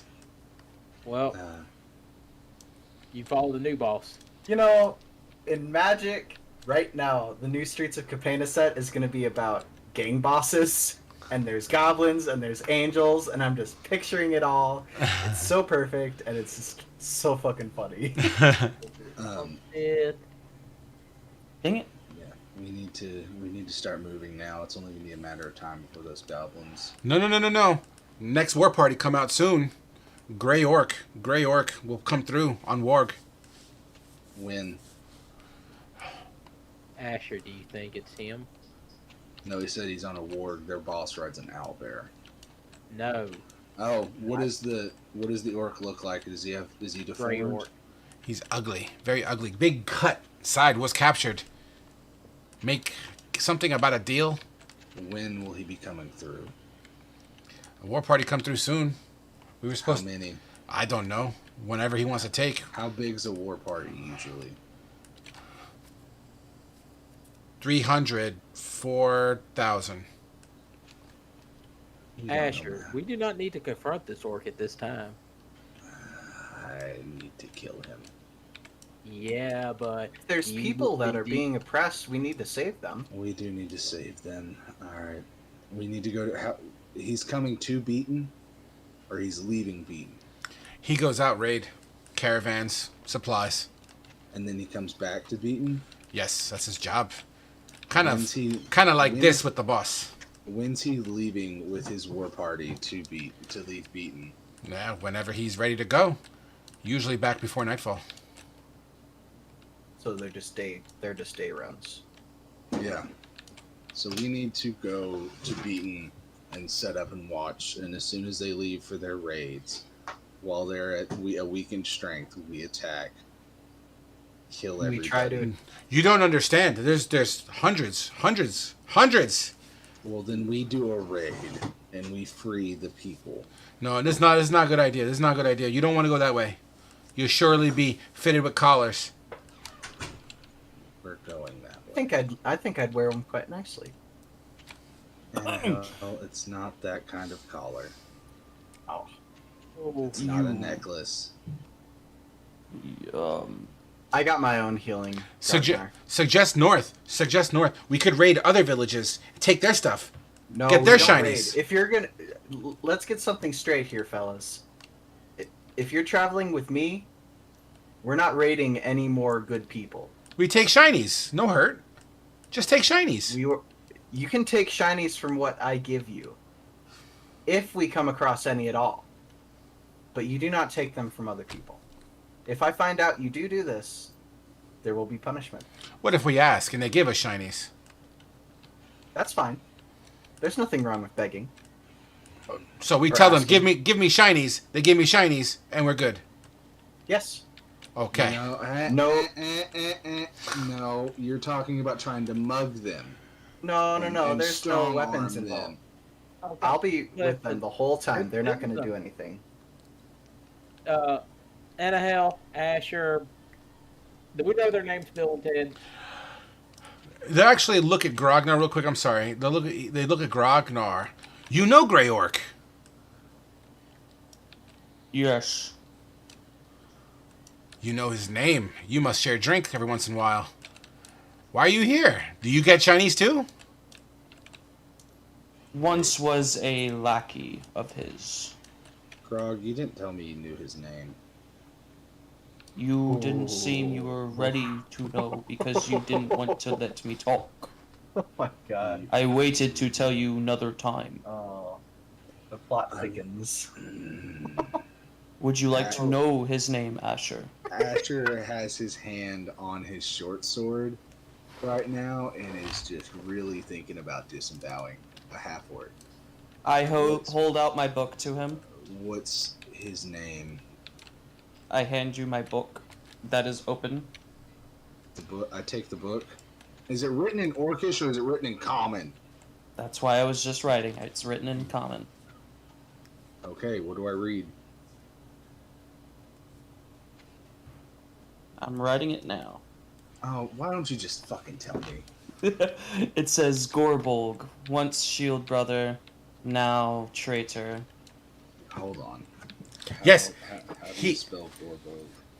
PM me how you spell his name. It's in chat. Oh no, that's a And- PM. Yeah, sorry. The goblins would kind of jump in as well. You know, Bill and Ted. They would actually jump in as well and say, yes, he has uniform. He wears uniform. Has interesting patches.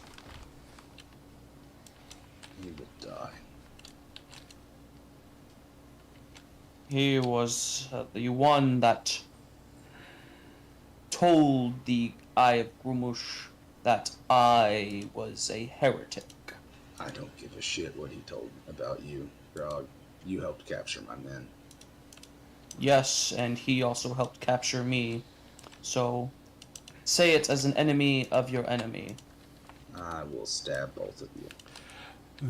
Now. The goblins hearing you Shut up, over Annahel. the ones that they're listening to you talk, and they're bantering. Bill and Ted are kind of talking to themselves, like, "Oh yes, this is what the symbol looked like. And this is what this."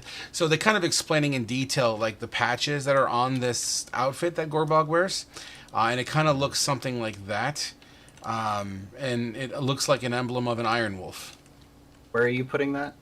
on the table picture. Where? Oh, okay. Hmm. Asher just gets really quiet and his hands start shaking and he just walks off. Like, he's just pissed, and all the memories of what happened are coming back to him. Grognar will place a hand on Asher's shoulder. He won't let you. Yeah, he'll completely shove you away when you try and touch him. Is he gonna ask them for shinies? I'll slit both of your throats and put your fucking goblin heads on a spike. They both look up at Anahel. Like, He he couldn't do that. He's not capable. He's too short.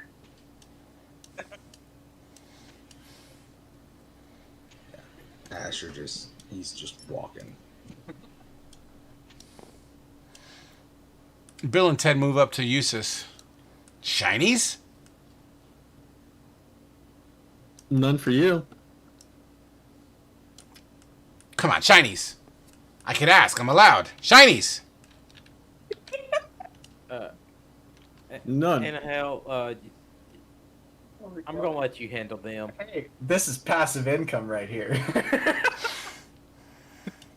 You know what? Why don't you go check those 2 dead bodies over there from their orcs? Damn. Great They have idea. Go shinies. loot the bodies. Go loot the bodies. I'm gonna loot this caster that died over here. Absolutely. What do I see? A robed orc that wears tattered linens for undergarments. He has a pouch on his hip. As you pick up the pouch and open it up, there's a couple of what looks to be beaks from maybe a crow or a couple of birds, a foot of a rabbit that's dried up and kind of gangly looking, some broken kind of smashed up leaves, so I guess just dirty on the inside, you know. A couple of stones that seem to be kind of worked and shiny. I'm gonna grab the stones. I'm gonna toss them to the orc or to those little goblins. Like, there you go, boys. Shinies! Shinies! And I'm just gonna walk off. I'm like, are you ready to go?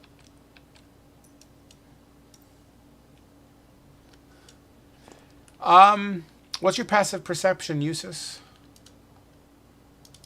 Yes. Fuck it. It's 10. You feel... Wait. Do I see him do it? Because I have a 13. Of course you see him. Okay, I'm gonna say, hey.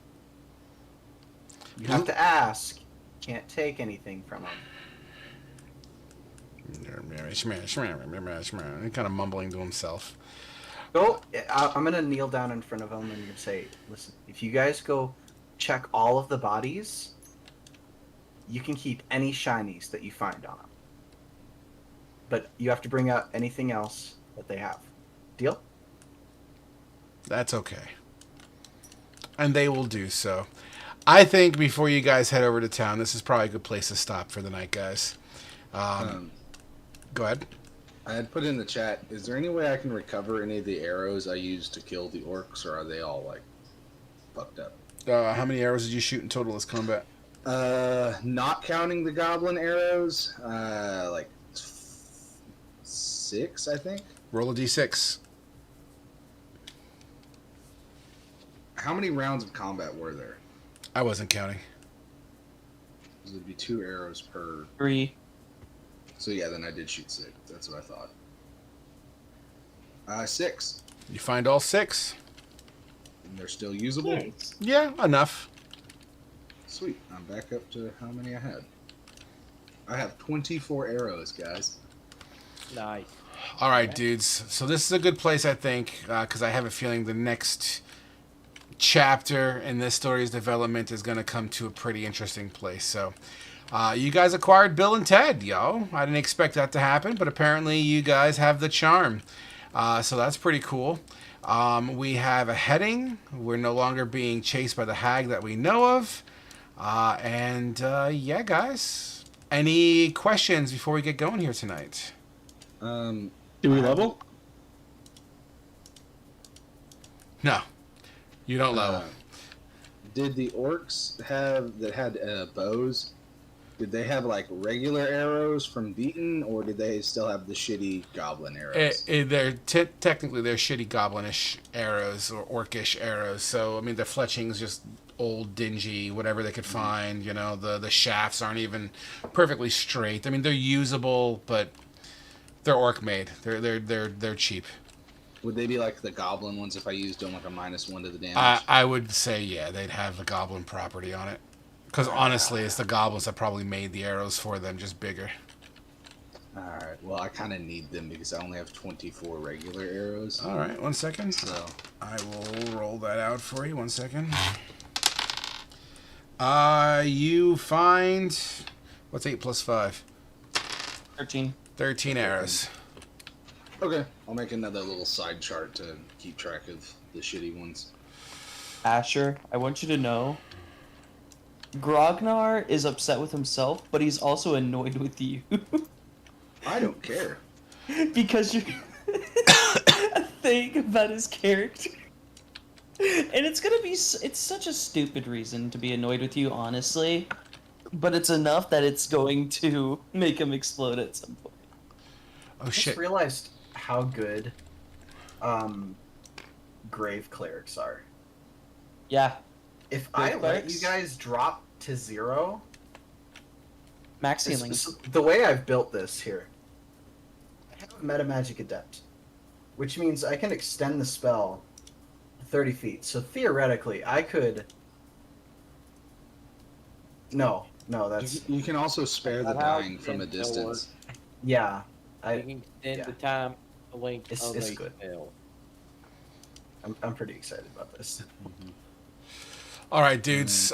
So I just because I'm not feeling too well. My throat's hurting me pretty bad. Last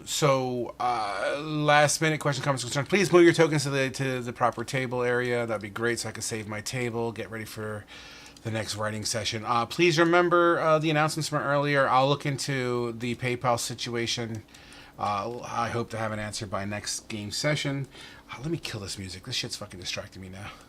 Do you have updated what everybody has and has not paid yet? I am in the process of updating them all.